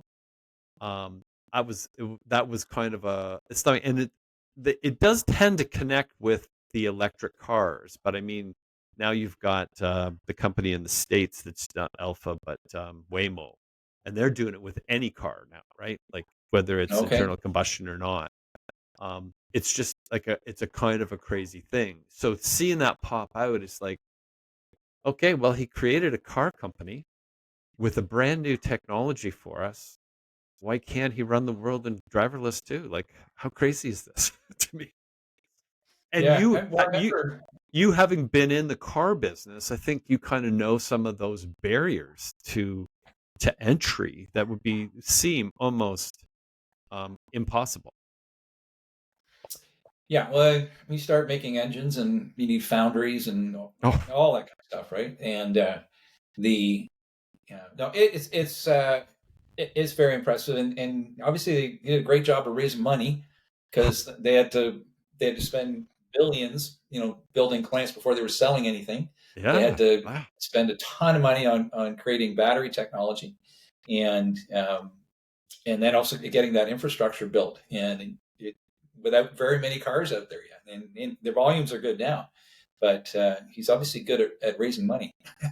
No, I mean, yeah, he's definitely done that. So, turning away from that world back to your world at Pizza Delight, you're kind of looking into the restaurant. What kind of next took you into this in this direction with with what you were doing at Pizza Delight? Because again, it's like the symphony. You're in your wheelhouse, so to speak, right? And then you went into the marketing world. Um, where did that kind of continue to kind of bring you to where you are today? Or is there still a few gaps in there? No, I think working at corporate was great, and so we worked with. We spent a little bit of time with the BC chain. It was a straight takeout chain, but we Mm, spent a lot of time in Ontario, in Quebec, in and around the Maritimes, in restaurants, wow. and enjoying it. And along the way, you meet some very successful restaurant owners, Oh and yeah. who have built a nice little life, and they got to do it in Antigonish, Nova Scotia, or Gander, Newfoundland, or wherever they want to live, and they've created this nice life. And often they might start with a restaurant, but they'll get some other little things along the way. And um, so I thought there were 3 restaurants were coming up for sale at the same time in Moncton, and Moncton was a very Okay. strong market for us because it was where the head office was. And I'm like, that's not going to happen very often. Um, and so took a run, talked to got some advice from other people who owned restaurants, and took a run at one of the restaurants. Went to Bernard, said, "Listen, I'm going to try and buy," because 2 of them were corporate owned at the time, and Bernard wanted to get out of it. And I said, "Bernard, I'm going to take a run at trying to buy these restaurants." And he's like, "Okay, Craig, take a run at it." And it was probably still 6 or 7 months. I was still VP in marketing while I was figuring out how to do that, because I didn't come from a lot of money. I didn't have a lot to work with, and hadn't, it was going to be a stretch. And Right. anyhow, it took a while to get it all put together. And so we go get the first restaurant and renovated it. Things were good. And then the second restaurant, some other owners came in and bought it before, because it was like 6 months after I got the first one. I couldn't get there that fast, right? So lost that. I didn't get that one, and the third one wasn't really making money for a while, so that owner was going to sell it. So it's like, this is how all 3 can at the market at the same time. But then he got a new manager. He started making money again, and he's like, "No, I don't think I'm Oh, going to sell it." So that was kind of the plan in leaving what I was doing, because at that point. I started on the marketing side, but I'd also had at that point had the operations side. Oh, wow. So Okay. you're into you're into kitchen design and service training and a whole bunch of fun stuff that goes beyond advertising. And but it's like, no, we're going to take a run at this. I've seen how if you can do this right, you can have a lot of independence in building Sure. your own kind of business and doing that for till you retire or whatever. But yeah, so it took the jump. Cool. And I was gonna say in doing that, you're kind of like I'm almost kind of aligning this with leaving the corporate world to write books. It's like you now get to see and put together all the stuff that you've kind of learned, right? In over the time that you've had these crazy experiences through your life, from cars to marketing Yeah. to symphony, man. Crazy. I think I really like the restaurant business. The hours aren't great because all my network was a 9 to 5 network, Hmm. and then I go off and do a restaurant business. So I'm not around for Friday dinners and Saturday dinners, and I'd show up at 10 o'clock at the dinner party kind of thing. Um, but when you're there, it's fun. All And right. the thing about a restaurant like that, is, family restaurant, pizza, is almost everybody who comes in the door is in pretty good mood. Like they're not going Yeah. to a fancy gourmet restaurant. If we're not in the weeds and having trouble with service, you're going to have a pretty good experience. You're going to like your food. You're not going to wait too long. You're not going to spend too much. So the majority of your customers are in a pretty good mood, Yeah. and you can make them happy. And every once in a while, a couple of people don't show up for work, and things go a little bit sideways, or it's a Thursday night, and for some reason the restaurant fills up in 20 minutes. It's like we had a pretty big restaurant, and Thursday night it'd probably be maybe 2/3 full or something like that, and that would kind of make its way in. And then all of a sudden everyone's there, and I've only got 3 staff because 3 servers because it's a Thursday and we're not supposed to be that busy. Well, I need 6, so there are days that don't go that well, and most people are quite patient with you, but when it's working, it's a super fun place.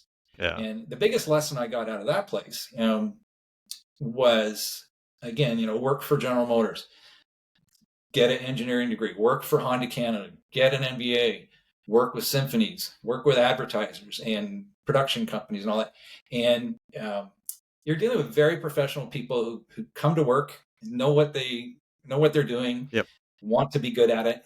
And what I kind of learned in the restaurant business, so you just took for granted everyone's going to show up for work.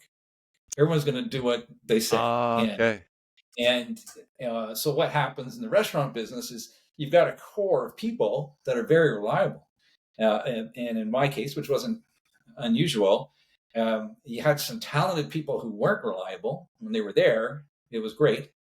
And what you came to really respect was, not to be unkind, but I'd say like a B player, Yep. maybe even a C player, B or C player, but they showed up for work every time. They were consistent. Yep. They didn't put drama into the team. Yep. Yep. And you end up having this like truckloads of respect for someone who I would have probably, Yeah. if I wouldn't have known how important they were, Yep. because I always took for granted that people would come to work, show up to work, be engaged. Interesting. And so I left with this appreciation, man. If you show up and you're reliable, everything, you're 10 times more important than the credit that I probably had walking in the door, just kind of assuming that's always going to be the case. Yep. And became a huge fan of reliability. Don't you find it kind of amazing when you like, because you've always had an amazing ability to articulate what your thoughts are, but don't you find it amazing how you come to those kind of realizations when you're like you're in that mode? Like when you say that, I'm always come back to this. I quoted him a few times, Samuel Clements, and he says you can tell the character of a man by how he treats someone who can do absolutely nothing for him. And you're kind of reiterating that in what you're explaining, right? Like it's how like a person who's just like a good person, like they're doing their thing and what they have to do. There's no like ostentation. There's no I'm doing this just so you can see them at the office, or it's amazing how, to me, that kind of comes, and we learn this as we go through our experiences in life. Like Yeah. it's and it will be like, as I listen to you telling this history, some of which I knew, some of which I don't know very much about at all. Like, you would think, man, would this ever be valuable for someone to understand? But at the same time, you kind of have to experience it yourself too, right? You do, I think. I think, as we get older, um, the lottery that we won, Yes. being born to the families we were born to, growing up where we grew up, the the our talents and capabilities. You got an engineering degree and you were an excellent engineer, and went off to take senior management roles, right? And the people that were, in our personal lives, who, um, in a lot of cases, had relatively similar backgrounds, Yeah. and so walking through the world without any appreciation for the starting point of a Mm. lot of other people. And like, I was very grateful of the hand we were dealt, but I didn't have a lot of firsthand experience with what's it like to really be coming from a family where, like, one of the guys had a great cook. Um, he's a little dramatic at times, but he grew up with his dad. He lived pretty close to the restaurant. So he was probably 17, 16 or 17, and great cook.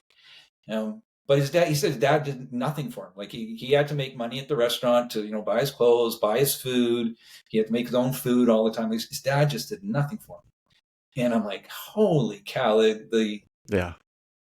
the way you've had to grow up and take so much responsibility at that age, um, and no wonder you act out in different ways sometimes. But the where so many people have had to start with, without that kind of support, or they don't trust what's going to happen in their home environment. So, and that was a window into more of that world, because that wasn't part of where I'd worked previously. Right. So No, it's amazing that that is, and we have similar, like, I'll say, growing up in similar fashion. You just don't realize how important a roof over your head was, and that you never yeah, worried about a meal or clothes or just the things that we took so for granted where we live, yeah, right? yeah, And it's kind of it's neat that you've kind of said that about, even looking back on it, because it's like I'm reflective of it often, because I'm kind of stunned by it, because I had nothing to do with it. Like, I had yeah, nothing to do with being born in Canada in '62. Like, it's just like, yeah, it doesn't make any sense. Like, when I look at the other things that go on in our lives, that we feel, well, that happened because I did this, right? And it's like, really? You think that's what happened? mm, And so it's always neat to kind of reflect back to, because we did spend a huge amount of time together between, I'll say, grade 10 and grade 12, and being able to see, like, what we were going to do, what we were going to be. We were in a very creative space, and we got to do a lot of things that, you saw in one another, that you kind of just took. Isn't this the way everybody does it? And then you yeah, find out, no, it's not like that. And so that's why yeah, it's kind of that's why I come back to, it's almost like a psychological aspect of it, but you kind of reflected in how much we need people. Like, even in, like, some of the different jobs you had, there was an aspect of it that you couldn't just do, without people. And you seem to thrive in that world. Like, it's amazing to me. Like, it's like, again, how you go from being cars to symphony to market research. It's crazy to me. It's like that you have the yeah. abilities No, to do those things. we're like, it dawned on us over time. We knew how lucky we were, and then really, really started to understand. No, you were way luckier than you even thought. Uh, and the because the I other thing, love and that. we I feel it love that. here. Every, we were talking earlier. It's a beautiful fall day. This is when the Mount A football game would be on. We didn't make the playoffs, so there's no game today. But a beautiful sunny day. It's 12 or 15 degrees, and we'll go to the game. Me and my friends, and we have a beer. We watch the game, and we say every Saturday that we're there how fortunate we are, and we're not in Ukraine. We're not Oh, in Syria. The lottery. Not only did we get the lottery of being born into, I'll call um, families that were tight and things yeah. were supportive and uh, and there was trust and all that kind of and love and all that kind of stuff. Um, but we're sitting here having these beautiful experiences as friends and talking about what's dinner going to be tonight, what are we going to do, and other people are fighting for their lives, or Oh. their houses just got bombed out. And again, the lottery that we won is, and to your point, we had nothing to do with it. We were just Well, we Craig, show up.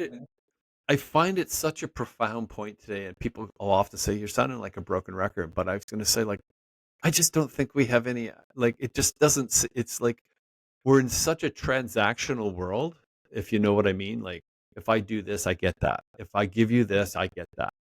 And we get so used to it, but yet I didn't do anything to actually be part of the existence. Yeah. That quote that you said, I don't know that quote, but what I took away from that was really kind of describing kindness to me, which is that. Absolutely.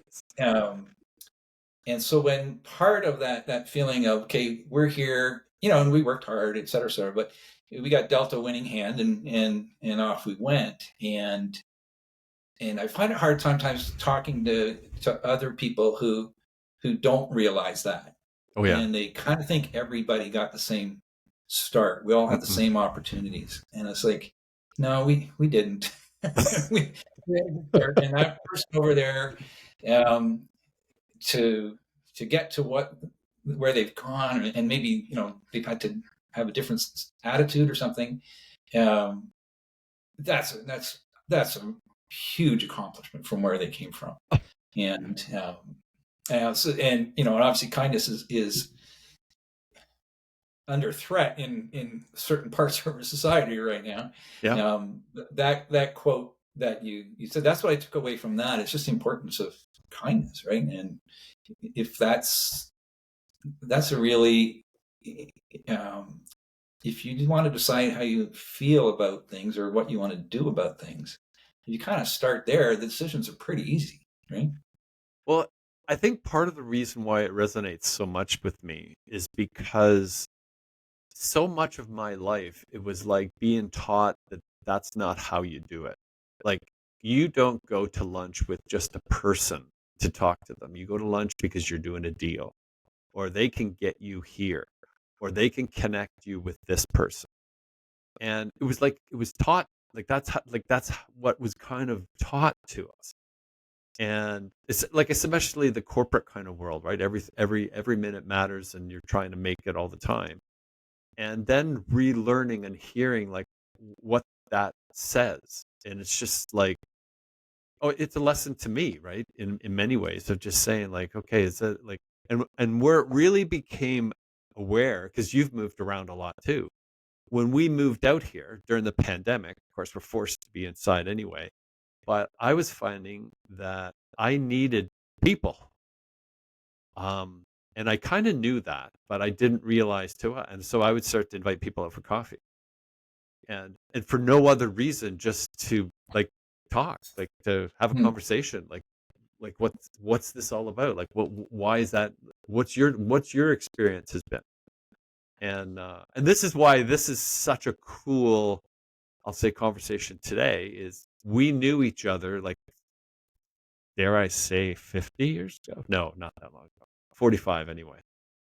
And Yeah. kind of where we started off, we had like all these dreams, we had the things that were going on, and then we've gone through all of this with our careers, with our families. We're still able to work, and being able to have this conversation with the different worlds that we've kind of gone down. I think it's like, this is a neat thing to actually reflect on. And I wasn't aware that it was something that we needed, and it's like it seems to be. Mhm. So, Yeah, it's funny when you're talking about the band, and mm, I think you were on this page too, but maybe you weren't. The part of the reason, like I love cars, so part of the reason I went to General Motors Institute is you could get an automotive degree, absolutely. mechanical engineering, and at the time, we were Formula One people, Yes, yes, and at the time, Nigel Mansell had come up, and he was driving, yep, but he had come up not from money with a family that got him through. He'd come up on the engineering track and had yes, worked on the technical side of things. Got to be on the track doing some of the testing. Somehow gets noticed. Oh, this guy can drive, and makes his way up to be a Formula One driver. So I thought, man, yep, we're going to get our engineering degrees, and then we're going to go work for a Formula One team, maybe be a Formula One driver or whatever. absolutely. And I was so freaking naive as to how hard that was. that was part of the reasons I think we'll go work in Formula One. But in us, like we would read Road and Track and Rob Walker's column, right, about Formula Oh, One, they're and the like best. we read that, so we knew what was Yeah, going on in Formula One. yeah. And I remember going to Montreal with you, even like it's just like what's bizarre. We stayed at Dave Miller's house, if I you remember that. remember. Yeah. So I'm in a coffee shop out here, like 2 kilometers from my house, and who stands up in there and goes, Doug Gardam, Dave Miller. Really? Yeah. How freaky is that? Anyway, it's just like all those things were kind of going on, and it's like, and that's why when I come back to the band and I was mentioning like some of the ingredients we had, it's like it's like that. There's a razor thing that you go there or you don't go there, and it's like, and those that do, who knows what happens with them. But we had a lot of those ingredients that now you read some of the biographies of like U2 or whoever the other things are, and you can kind of relate to them because, well, we did some of those things. We did kind of that. We did do that. Well, So at least for for me, like I read the Springsteen one okay, and the Neil Young one. Those I think the only two I've read. But what screams on both of those is that there was nothing else that they were going to ever do or could even imagine absolutely, doing, yeah, and hardship wasn't part of the mix. Like they didn't care how they had to live, but yep, this is what the absolutely, only thing they could imagine doing. yep. And I don't know if that's bravery, naivety, it's drive, passion, whatever the heck it is. But as I'm reading that book, particularly, I think I read the Springsteen one first. It's like, oh, this is why I'm not a musician, because you got to want it this bad, right? You, And do you know what book did that to me? Was Malcolm Gladwell's Outliers. yeah, I read that. That's a good book. Which and part of and it? and I remember him talking about, in particular, I think it was golf. I've used this example numerous times, and people talking about going to be a golfer, and it's like, so to be a pro golfer, you need to probably do 2 rounds a day and hit 250 balls at a driving range every day from the time you're like 5 years old, right? Like that, this is like the magnitude of it's not just an option. It's like you have to be able to do that. Like who can do that? Like, oh Hmm. yeah, I love to play a round of golf. 2 rounds every day. Have you played 2 rounds in a day? Like, Yeah. I don't want to do that again. And it's like in Outliers, it was the desire to do it was almost beyond the gift.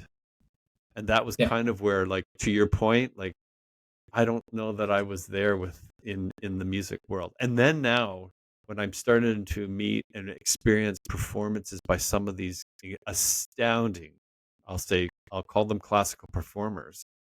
It just blows my mind. It's just a whole nother level, right? And it's a kind of interesting that you came to the same conclusion. It's neat. Yeah. You're just reading and go, yeah, oh, I'm not that guy. Well, it had Well, so many things. Like Outliers had so many things about even timing, right? Like the age, like being born at the first of the year used to tend to get you as an athlete more in because you're bigger, so you get yeah. more time to practice.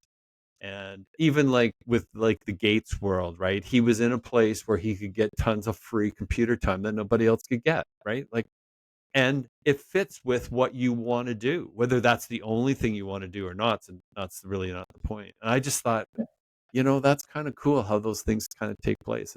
It's to me, it's an amazing thing. And now being able to talk about those things in a way that kind of makes it a little bit more understandable, it helps a lot. And that's why the Samuel Clemens to me begins to take such a neat picture because like I don't think we understand. I'll stand up just how important we are to each other. Like that's the part that's I found astounding. I cannot be a hermit, like as an example. Like I like my quiet time alone, but I've only got so much of that time, and I have to be with other people in a communication way. Okay, And so here's a question for you. You get into a senior position with Husky, billion dollar company, I think, right? it is now, yeah, yeah. Yeah, and obviously working hard, things are going well, um, and you decide to step away from that at a pretty young age, really, um, to pursue writing. Um, what did that feel like? Did it feel like you're falling off a cliff, or it felt natural? Like, how did that feel? It's an interesting question because I think it's one of those things that many things fit together at the time for me. I never lost my creative part. I've been writing, like it wasn't like I just suddenly decided I'd write. I've been writing for years and years in the morning anyway. Like basically, I got started with the band, right? And writing lyrics. That's the timing that I sort of found it fascinating, and have always loved reading books and things like that. So that became quite almost, you said natural. I would say it was almost like there was a higher part going on that I wasn't aware of. And things started to come together at Husky that said, this is time. This is what you're supposed to do. And Hmm. I kind of felt that if I didn't, it would be the very wrong decision. That's kind of how I got to. I also had gotten to the point where, well, what I say, the new car becomes the old car in 2 weeks. Like I was becoming less and less enchanted by what I'll call them material things that I could get. I still like Hmm. nice things, but it was one of those things. Is like, yeah, how did like now this car is now it's my old car. I'm used to it. I'm kind of ready to go with it. And I thought, well, maybe this is a time that you can kind of shift with that. I was also fortunate to be married to a person that, in I'll say in some ways, but many ways, was willing to support that because her favorite quote to me was, "It's not amazing what you've done, speaking with the book and writing a book and publishing it, but that you spent 20 years in the corporate world." She thought that was more amazing because she knew my personality. Oh, okay, okay. And so that was one of the things that kind of helped. Now, has there been lots of bumps along the way? For sure, there had I anticipated what would go on? Not at all. It's that whole naivete. You mentioned it. Was it bravery or naivete? And you Yeah. mentioned the uh, Springsteen biography and stuff. And now it's like I think it's become something more than I had any idea on. So it's like, but I think I feel who I am, if you know what I mean. Like that's why I kind of bring up I had nothing to do with getting into this world. Like I just find that unbelievably profound, and yet I think I'm going to control everything else that goes along the way. Hmm. And that's why How do when you I like? Why did you choose BC, and how do you like living there? love it, um, weather particularly. So Samantha moved out here to go to Bible college um, in 2011. We actually honeymooned here in '86. You know that because you got the Okay. limo to the apartment to our hotel that night. But we loved it then in '86. But we knew something was astir when she came out here at 19, and then the pandemic hit. Everything shut down, so the book signing stuff was done. Like, and who knew what was going to go on? And one of the first times that Laura and I kind of came to the same conclusion, if we can get this number for our house, it was long before real estate went out of control. Um, if we can get this number for the house, let's go. And that's basically how it got. We knew we wanted the weather. Like we were really tired of the Ontario winters and humidity in the summers. And it just seemed to fit. So that's kind of why we moved out here. We had a deal with the drive-in for a scripted podcast, so that was kind of incentive. But then the pandemic hit, and like everything went away. So, but we were here, and we didn't come out here with the idea, well, we'll just try it for 2 years. Like we were like, this is where we want to be. So. Okay. And so fortunately our grandson was born here 2 years ago, so it's nice to already be here. And I'm not letting the cat out of the bag, but we have a granddaughter on the way now too in Oh, Toronto. So congratulations. Cool. so Oh, trying good. to Okay. Yeah. so in all, it's like I don't feel I'm the one in charge, Craig. I think is the best way to look at it. Yeah. I think I have lots of ability to choose, decide, and do things. But as far as where that is, like, where did the podcast come from? Like this whole idea, this concept. Like, Hmm. if it would have been left up to me, I wouldn't have done this. Like, I'm talking to you as we've been on this conversation for an hour and 3/4, and it's like, I'm fascinated by how our world is and what Hmm. there is, kind of going on with us that I find are just. It's kind of one of those things that this is where it's matched up, and where it's going to go, I don't know, but I think we'll be okay. If that Well, if makes you're in a any part of the sense. country that you love, that's half the battle anyhow. To be the place where you love to be and spend time, and the town feels right, and All of those things seem to be the right ingredient, and yeah, we're hoping to get our son and his wife out here. But I don't know that that'll happen. That might be wishful thinking. yeah. But I find it's like a really, I don't miss snow, Greg, to be quite frank with Yeah. you. I can go and No, see a I love pictures. living in Vancouver. It was, um, and again, with a bunch of our prairie peeps, we'd go. Let's say that's by April. The weather's nice. You're out there Absolutely. playing ultimate Yep. Kitsilano, looking up at the snow on the mountains if you want to go skiing Yep. the next day, and the prairies is still -20, and we would just kind of say to ourselves like this isn't Canada. Like Canada, it's hard work. Like Absolutely. we got to be able to winter, and this is just this little piece of heaven out here. And then you realize that for someone who grew up in that, they probably can't even imagine what it's like to be in, and probably can't even imagine what it feels like or why you No. would want to be in Montreal in the winter. Like, which I love Montreal, but you get out to Vancouver and it's like this is some easy living. Yeah, it's a very well, we've been here 5 years. Hard to believe now. Mm, And I mean, we've gone through lots of shifts and lots of changes. Um, a lot of things we didn't necessarily anticipate, but it's like this is where we want to be. So yeah, can't complain about that. yeah.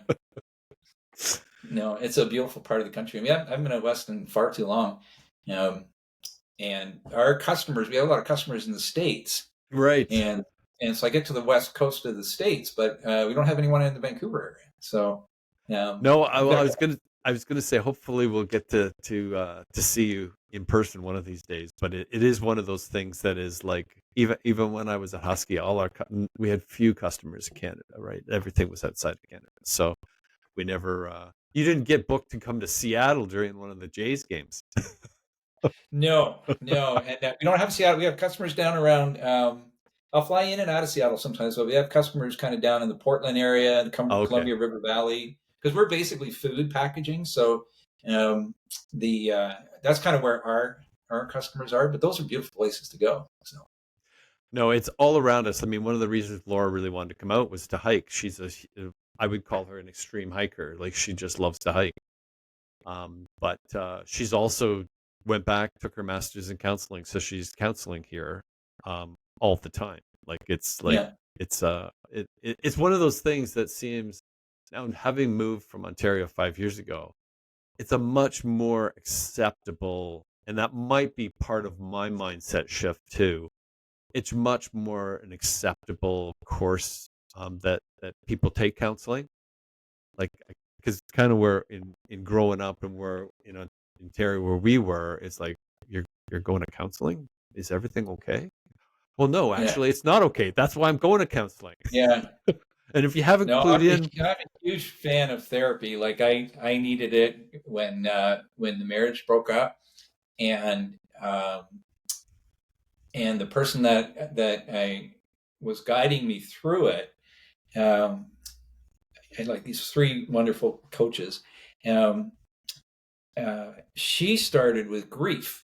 She said, "I want you to read this book ah, on grief and go through the uh, the exercises that are in it." Um, and her name was Cindy Parlings. I'm like, Cindy, it's about my heart's broken. Like, it's not about grief. She said, do the work. And I'm coachable. So I went and did the work. And, uh, and I had no idea I had so much unresolved grief. Because again, I've been a pretty fortunate person in my life. yeah, Um, and it just kind of, I had a whole bunch of things, start meditating, a whole bunch of things to work my way through that. And, but after that, there's no way I would have navigated that in any successful manner without someone saying, okay, now think about this, now think about this. You're not angry enough, you should be angry. I'm like, no, it's not nice to be angry. She says, holding it in is not doing anybody any favors, including you. Okay. And without therapy or counseling there's no way I would have figured that out. it is. It's amazing the things that you kind of go through. And I was going to say, it's like I'm surrounded by it now, right? Because both Samantha and Johnny, that's our daughter and son-in-law, and Laura, they're all counselors, right? So, like, That's cool. in fact, when we get together, it's like a counseling festivity. Like, it's this all these denuded modalities and all those kind of things, and it's just been, I'll say, really overwhelming in many ways to kind of see it. So, like, it's just one of those things that you can't. Being your own counselor is not wise. The Someone said that some big Yes, place. for sure. You need someone outside of you. The One of the people that we picked up along the way, and they're from out your way, is the Gottmans, and that's kind of more around marriage counseling and things like that. And Yes, you know what? He's in the Malcolm Gladwell book, because they can, by seeing a couple together for about 5 minutes, yes, yes. they can predict That's that guy. divorce. Yeah, those people. Anyhow, the books are great, but they start with describing, here's how the way most of us are raised, with the self-awareness of most of us have, or lack thereof, um, that these negative things will just happen in the marriage, and they'll look like this. And if things contempt starts to come in, all this kind of really breaks it down. This is, if you're married, if you're having a relationship that's falling apart, it probably looks like this, and there's probably the dynamics within the relationship. Interesting. Sure, yeah, absolutely. And then, but the thing is, then they say, okay, here's the path forward. And they say, like, in some cases, there's no path forward for people. Both have to want it. But if you want it, here's the path forward. And again, it's almost counterintuitive to how we were brought up, like Mm, what the right things to do are. how And true. that's where, again, someone like Laura. So if you're surrounded by people actually who have got um, that framework and that understanding, it's probably just a really healthy place to be, because we know how to spot each other's bad behaviors and all those kind of things, right? And it is like that as well to me. I think there's a lot of things that the other thing I was going to say that does come about for me as well is I was as I was coming out of Ontario, I had started to kind of get intrigued by the ancient text of the Bible and what it was telling me. This might be surprising to you, but anyway, and I listened to Jordan Peterson's Maps of Meaning lectures. and his psychological aspects of the biblical stories. Okay. And I couldn't believe what was there. And it kind of stunned me in many ways as far as thinking that we have it all figured out. Like, because that's kind of my world, or it was my world. And then he's starting to talk about these things. So he does this thing, I think it's called the psychological aspects of the biblical stories. It's 12 lectures, Greg, 2.5 hours long. And he gets through Genesis. And Okay. so I'm thinking like, oh my goodness, man, there must be something here. And then for whatever reason, I saw a dramatic it was in the Bible series that Mark Burnett and Roma Downey did. That's his wife. He's the guy, the Survivor guy, created Okay. Survivor and Echo Channel. And it was a depiction of the Abraham story about um, Sarah being barren and him being promised more descendants than are the stars in the sky. And because Sarah's barren, she tells him to go to Hagar, her slave girl, to have the offspring. And for some reason or other, when I saw it dramatized, I'm going, that's just what we do as humans. We solve the problems we're encountering. Like that's just what we go. Despite what he had been told in his visions, they were going to go and solve the problem themselves. And I'm watching it. I'm going, this isn't going to end well. And of course, it doesn't end well. But it's just one of those things that started to kind of go in my head. And I kind of thinking like, man, I think we've forgotten a lot that came out of the ancient world Mm. that maybe I could understand a bit better. So that shifted I won't say it's necessarily shifted. It's just opened up a little bit more than what it was before. Mm. And so a lot of these things start to kind of, okay, that's kind of makes sense. And that kind of makes sense. And I had no idea that that's kind of where it was. So I think that also brought me to the valuing, like we need, we need people around us. We need our friends. And Mm. hence when Laura went back to this counseling thing and what, just how messed up we get and how much of what we've learned from our, I'll say, upbringing, although much is very, very good, for the world we live in, much is really upside down, which Yeah. is kind of what you said with the Gottlieb. Did she write a book? They've written. They write as a couple, really, and the other one you might be thinking about is. Well, she worked out of Ottawa. Susan. I want to say Susan Marshall, but that might not be right. Um, I'm thinking. I Pretty thought her name research was based. They're both very research based. okay because I'm thinking the book I'm thinking of. I think her name was Lisa Gottlieb, but I could be completely wrong. Yeah. But Yeah, this it's the Gottmans who are the ones down in Seattle, okay, okay. John and Julie, I think. But yeah, anyhow, Laura would probably know them for sure Well, I because was going to say they're when you mentioned, I can remember that because that was around. I think that's in Blink, and it all Blink. was Yeah, also right. around. Um, the guy could watch a guy serving on TV and knew when he was going to fault instantly, like that. Just and then this Yeah, this is I can meet a couple and I can tell you the ones that won't make it.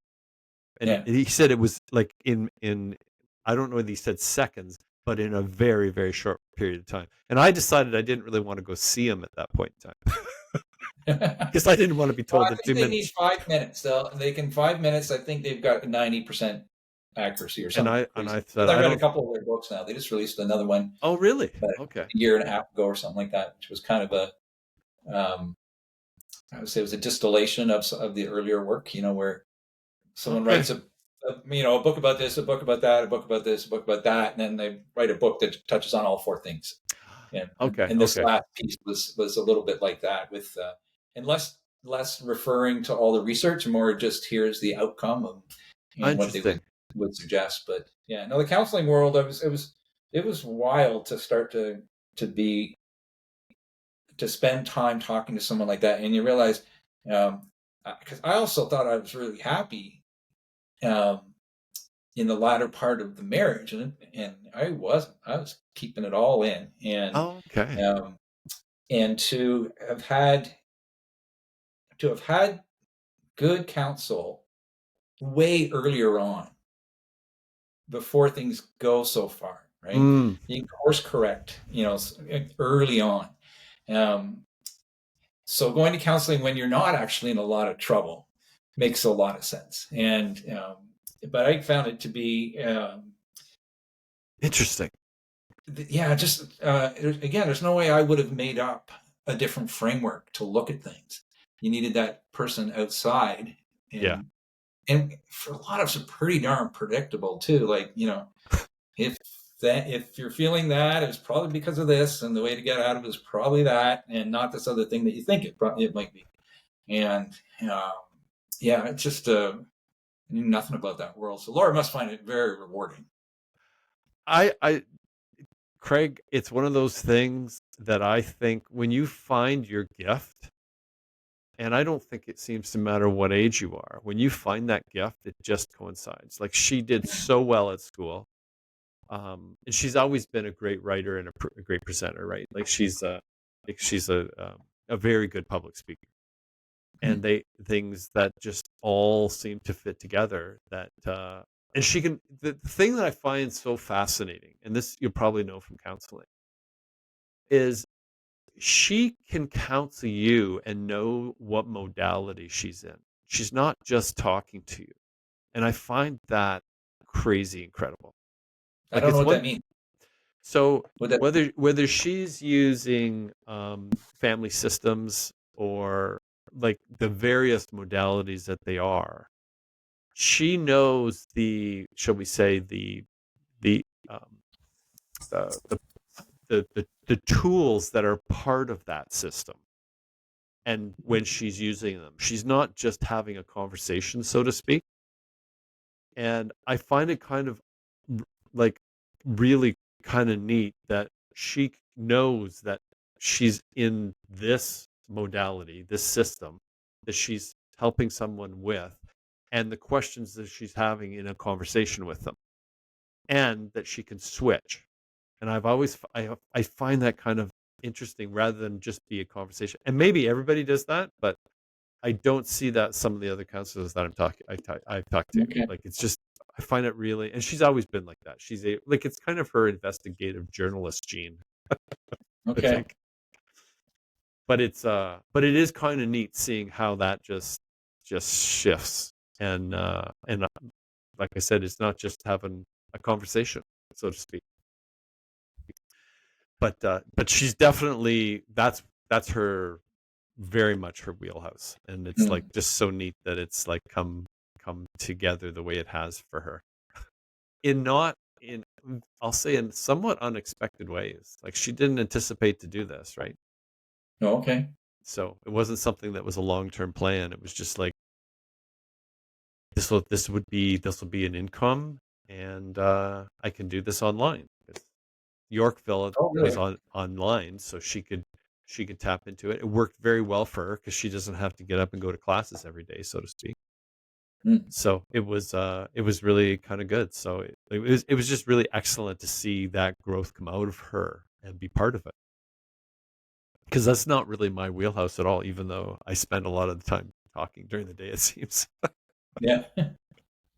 Oh, good for her. Good for her. No, I'm very I guess I could say I'm proud of her a lot in many ways.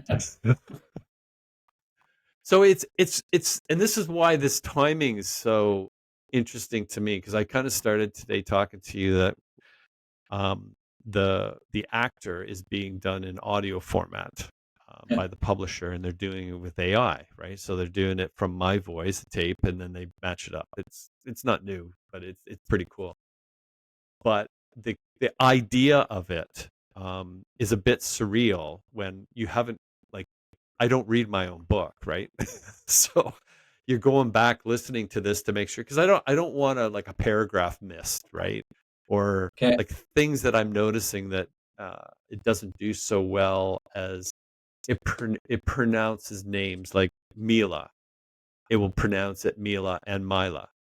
Well, you can't be doing like that those are like little things, but yeah, they're noticeable to me.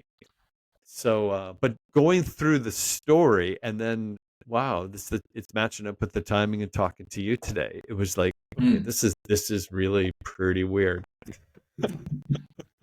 Well, that's pretty cool. I wasn't aware that was a thing you could do. Well, what they can do, it's quite. I use AI like literally every day now. I can't believe I'm primarily on Grok of X, Okay. and it just what it can answer literally any question for you, but it will help you to if you're creating, it's like with the podcast, you'll do like a description of what the podcast, a little blurb on it, and when you've talked for past 2 hours here, that's a lot to try and figure out how to put a blurb together. And I'm not great at summarizing. Like that's not one of my things. And like it can just put that together and then you can go back and edit it to what you want. And it does it like instantly, right? So it's very, very Yeah. helpful for doing stuff that's I'll say somewhat inconsequential, but still important if you understand what I mean. Where it came about for me was our daughter did her cover letter in Chat GPT for her CV, and she says the best cover letter I've ever seen. Yeah. And I said, well, that's kind of perfect because nobody wants to write a cover letter. And being in the world I was, by and large, you don't want to read the cover letter. You just want to get into the CV, right? The resume. So I said, that's a perfect tool because you've got to have a cover letter with your CV. So that kind of opened my eyes to how useful it could be. And so that's where I said, that's why when I was saying about you going to the marketing research after your Dell graduation, um, I can only imagine what that world's like now. Like, it's just, Yeah. to me, crazy, right? Like, it's just, Yeah. and you're basically left to your own creativeness of what you can ask to be created for you. You don't even have to think about the work anymore. Oh, this is going to take somebody 8 hours to figure all this out. You still have to check it. Don't get me wrong on that, but you can at least get a sense of what that's about in some of the things. And the other thing, it's probably only going to get better, right? Yeah. Yeah. No, it's having a profound effect. I'm halfway through a Ezra Klein piece talking to a guy who's got actually quite a lot of concerns about where AI may lead us. Yes. But no, at work I've used it a bit. I have we're this program called Canada's Best Managed Companies. It's been around a long time, Yes. and um, and so we're I don't know, we're year 17 or something like that. I've been in a long time, and so every year we have to kind of give a report as to what we did Oh that will yeah. keep us, and like we're platinum member, and that keeps us in that program, and it has like 5 different sections, etc. Takes me. We shut the plant down for a week each summer. I spend all that week writing it, and then following up through the rest of the summer editing. And part of the reason it takes a long time is it's quite limited in the space that you can. So you basically have to go like that, and then And cut, then cut, cut, cut, cut, cut until you get to the right spot. it's like the And old you're writing Mark about Twain everything saying. going on in the company, so so it's good. Um, but that takes a long time to do. Yeah. And this summer, I didn't take I took that week off as vacation, and didn't write it. I didn't write the piece that the bulk of it in this week, where everyone's always away and I can be left alone for a week. And and we had a couple key people leave, and I was doing 2 jobs. Blah blah blah. Don't really start writing it till late August. It's due third week of September. I get the big chunk done, but I don't have any time. So I just loaded it up to, we use Claude at work, loaded up each of these 4 or 5 sections and said, say this within X amount of words. Yep. And comes back. And it was a little salesy. So I said, can you use a little plainer English? And came back, and it was very, very, very straightforward. And the editing part, instead of taking days, took, I don't An hour. know, maybe it took 2 hours, Yeah. something like that.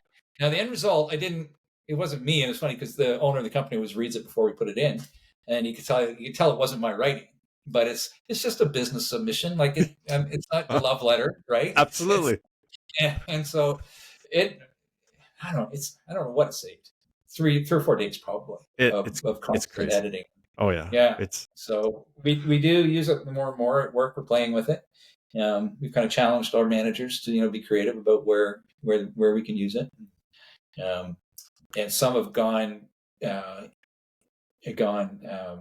quite heavily into it. Use it for absolutely everything. They supplement whatever they want to do. They'll then throw it through there and say, give me some other ideas or whatever it is. But yeah, and it's a guy. I saw this example. It was written up. One of something I get. It was saying that like this is a typical school thing, but it said compare the style of Ray Bradbury with Stephen King in 1,000 words, and like in seconds it spouts this thing out that you can only imagine how long as a school question that would take to do. yeah, And the answer or kind of the summary that the person said, this is going to take all our creativity away from us. And I didn't agree with that because I said like I think it's going to enable us to be even more creative. First of all, that's an exercise. Even in school, Craig, I would hate doing those exercises because like I'm not good at summary. And what do I got at the end other than something to hand in? I can't really use it, I don't think. And I really love to appreciate the work of Bradbury or Stephen King as an example. I think it was actually not Stephen King; it was Kurt Vonnegut, hmm. which is another one that I find kind of fascinating. And I said, so this is going to solve a couple of things, but it's not going to create a Bradbury. It's not going to create a Vonnegut, right? Like they're still going to be who they are. Yeah, So in many ways, but I do think there are problems like what did you learn if you just did that for school, right? As your yeah, final assignment. I get that. Like if you're not and it's gonna write it probably better than you can write it. Like I get yeah, those things.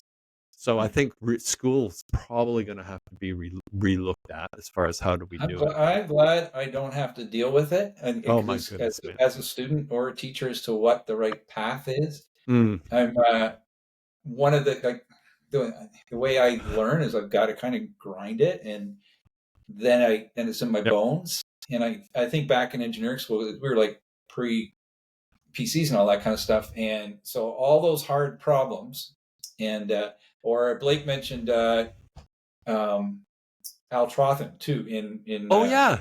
Yes. logic and algebra, right? Is you had to show your work, right? And then Yeah. eventually, maybe 3/4 of the way through, you took a wrong turn, but the Yes. professor could see, oh, that was logical, and you get some of the points of the thing. And so that whole idea of showing your work, and that's how you learn. And I remember Trothan saying to all of us, because we're all getting our asses kicked in marks, and used to 80, 80, whatever, because 85 used to be high score in the old days, and we were getting like 30s, and everyone was panicked because we're trying to get this our transcript to go to school. And along the lines, he said, "Listen, my goal is to make you uncomfortable and learn how to work through it, Yeah. and let's do that to you while you're still at home and you still have a support network, you still have friends." But his goal in that course was to make you feel uncomfortable, but also then make you learn how much you could do if you push through that discomfort, right? Yeah.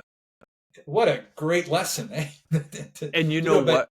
how do you take AI and learn that lesson? Because you only Yeah. do it because you had to grind, you Yeah. had to get uncomfortable, you had to find out, oh, you know what? There is a way past it. And because we're so used to, at least the way I felt it at the time is if you're doing pretty well at school, most things come pretty quickly, right? Yes. And all of a sudden you hit Trothan's class and it's not coming quickly, right? And he's like, no, it's not. And but you can work it. You can create a bone. You can create some muscle, right?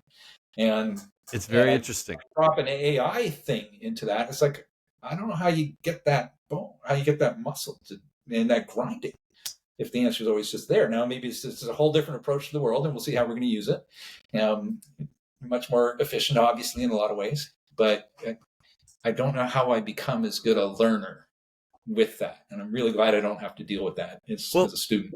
it's funny that you commented on Al Trothan because I was going to say you and Blake are probably maybe Sabina List too were the three people that actually heard that in the class that that's what he was actually doing. Yeah, Some of us rest were just like, oh my goodness, I'm going to have to take summer school. but which would have been like, at least he's providing you with some hope for what's kind of going on with that. But I think there's a couple things to me that I think, because I can remember, and I've said this a couple of times, school was always about curriculum to me. And I think it's interesting because I think both you and Blake were quite different than me on this aspect at that point in time. And I think school will eventually become a social activity as far as how we're going to socially interact and learn to socially interact with other people. I used to think that was such a waste of time. It's all about curriculum. It's all about what you're learning. And I've completely turned that upside down because Mm. I think AI is going to give you all the curriculum you need because it's going to be in your phone. Like, we're not going to have to argue how old Paul Newman was when he died, right? Because you're just going to say it and it's going to pop up at you. That's a less important thing, but even just things that are there. But the social aspects of the world, and this is kind of what Blake said, he thought that was the whole purpose of high school to him, was learning how to interact with other individuals. So it's Mm. just, and for me, I mean, that wasn't, it was curriculum. It was like, how do we write this song in many ways, in a couple of those grades. So it's interesting that this has kind of come up in that form, because it is definitely going to impact the world. There's, Mm. in fact, somebody told me the other day, if you add up the last technologies in the last 50 years, so from the internet to um, the personal computer, all those, I don't know that this was based on any quantification, but AI is going to eclipse all of them combined. I think the impact it could have societally is potentially going to be that, and it may not be good, but we'll see. We're bringing our kids into it, and we'll see Yeah, no, what they'll it do. Do you is. guys do now? And to your point of a different approach, like we do at work when we're hiring people, we run them through different kinds of tests and stuff like that. And this isn't a hiring one, but after you join us, one of the things I do is I give you a book called Strength Finders, Yeah, which I is know that book. yeah, on the Gallup research. So they've got like whatever millions of data points in there, and it's an interesting concept because the book they've really pared it down over the years, but where Gallup came from was as human beings, we've got this great vocabulary of saying of describing things negatively. We can be very articulate. We have a million different words that we can use Right. when we're not happy with something.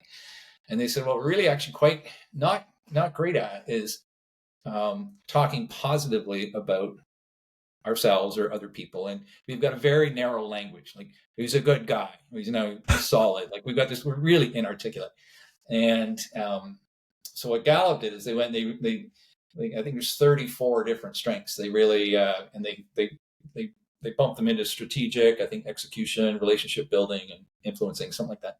So two are kind of people oriented, two are more process oriented. Anyhow, you go through and my strengths, my number one strength is learner. I like to learn stuff, and that's what makes me enjoy a job or something like that. Um, the and I've got a couple strategic and a couple execution, but I don't actually have relationship building ones. Those aren't really my strengths. But what it gave me is this permission that because learning's not cool. Like, what are you, 60 years old? You still want to learn? What the fuck? And it's like, no, actually, and that's actually the role I play in our company. But um, it was a way to kind of articulate. So it wasn't. I mean, talking about curriculum. I don't know if you meant curriculum or learning, because if Yeah. learning's a strength and something you like to do, and then that's natural. It's not that it's wrong. And versus people, it's just that if that's a strength and you can tell because when you're doing something that's one of your strengths, one of the things you like, you're good at it. But also time kind of flies. Like as you're having a good time, you don't really notice the Absolutely. time. Da da da. And um, so it probably just have some strong learner traits, and the relationship ones aren't aren't Interesting. as energizing for you. So, but mine aren't either. So I know I'm a pleasant person. I'm an empathetic person. Um, but I will often, and I'm better at it now because I know about it, would oversimplify a situation or couldn't imagine why someone would feel bad about a thing. It's like, no, they feel bad because of this and that. It's like, oh, okay, let me work on that. And but some people have that instinct naturally. Right. Would say Yes. we're gonna say this, we're gonna do that, and of course everyone would look at that as a positive thing. It's like, no, you got to stop thinking. Some people won't look at it the same way as you, right? And that's their hardwiring, Yep. and not the execution side. They're like, no, I want to make sure people feel good, they understand what we're doing, they're buying into where we're going, and it's all about the people, right? But you were probably just have a strong learning trait, and you're pursuing it, right? I think that when you say that, it's very much like I think that's why reading's so appealing to me, because it's an actual way of learning, and documentaries and things like that is I can't get enough, Mm. especially when I'm intrigued by the subject. Yeah. And kind of go, but what I've also found, and this is where I think why it's becoming so, I'm becoming aware of it, is how important those relationships are.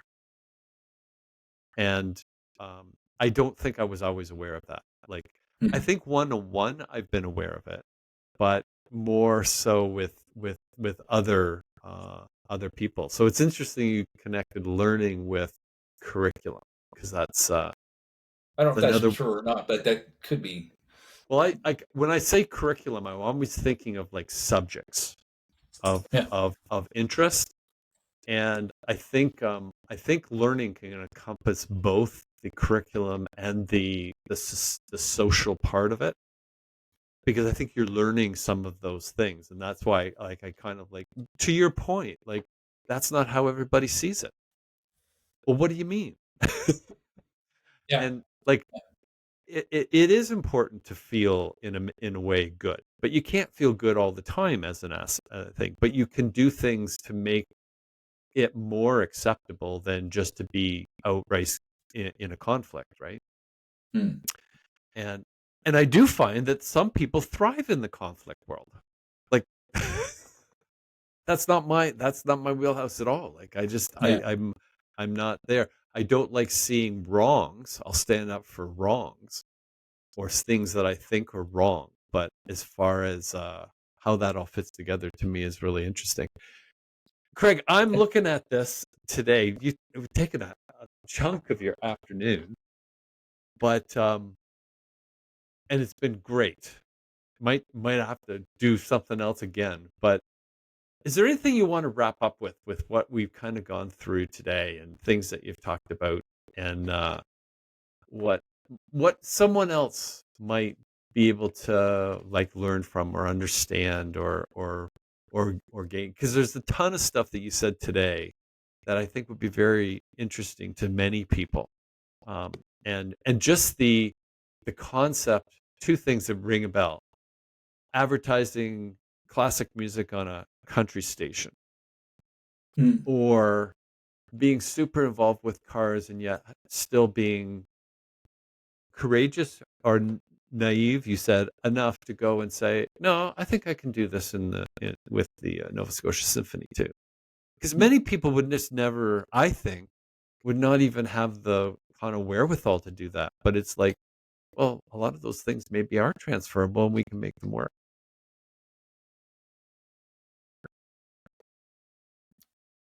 Yeah. To boil down, I probably, I would say one of the things about the company that I work at now is family-owned business. Um, we're about 400 people, so we're not General Motors, but we're not super small. Um, and the owner of the company,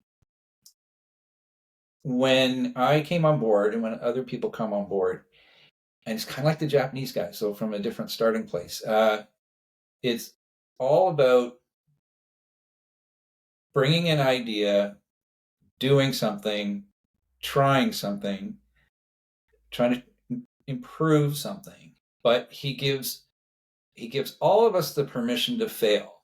And so one of his comments is, if it's worth doing, it's worth doing poorly. Just start. get out Oh, there, and we know that we're not going to be doing it very well when we start, but let's get out there and start. And oh so man. I've probably had like three big things that I've brought to the company over the years that fundamentally change how we do things. But he gave me the permission to do it, and because they don't come out of the gate perfect, right?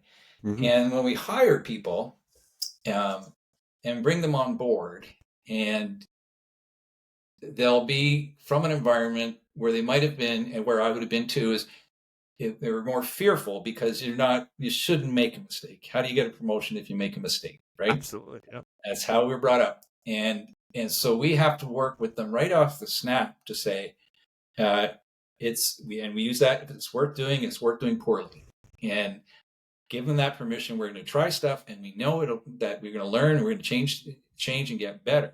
But it's okay to be coming out of the gate with something that might not be, doing what you were hoping it was going to do, and which makes it a very good place to work. Oh my goodness, man. Yeah. So be at whatever stage,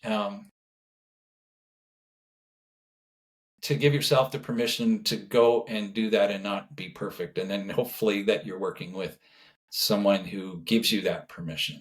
And if they don't, that's a more complicated place to spend your life. Like if you're someone who wants to change and do things, that's kind of the environment you need someone to give you the permission to do it. Oh yeah.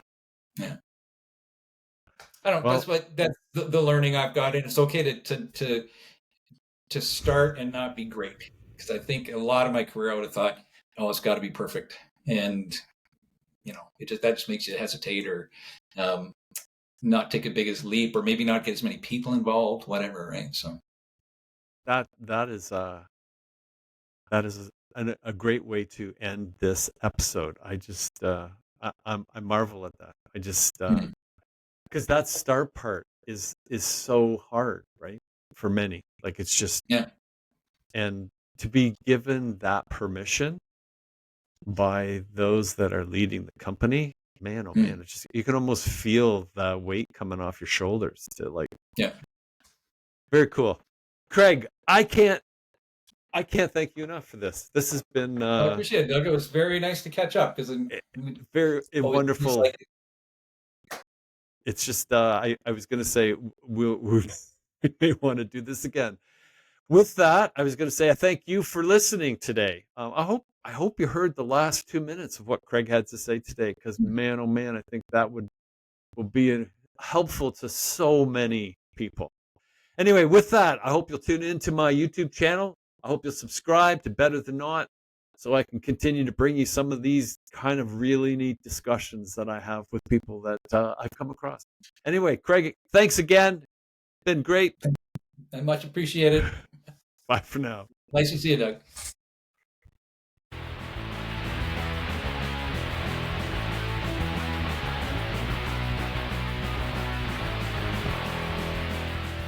Are we on? Good. Welcome to the Better Than Not podcast. Sometimes we get it right, sometimes we don't. But when we at least do something, we know it's almost always better than not.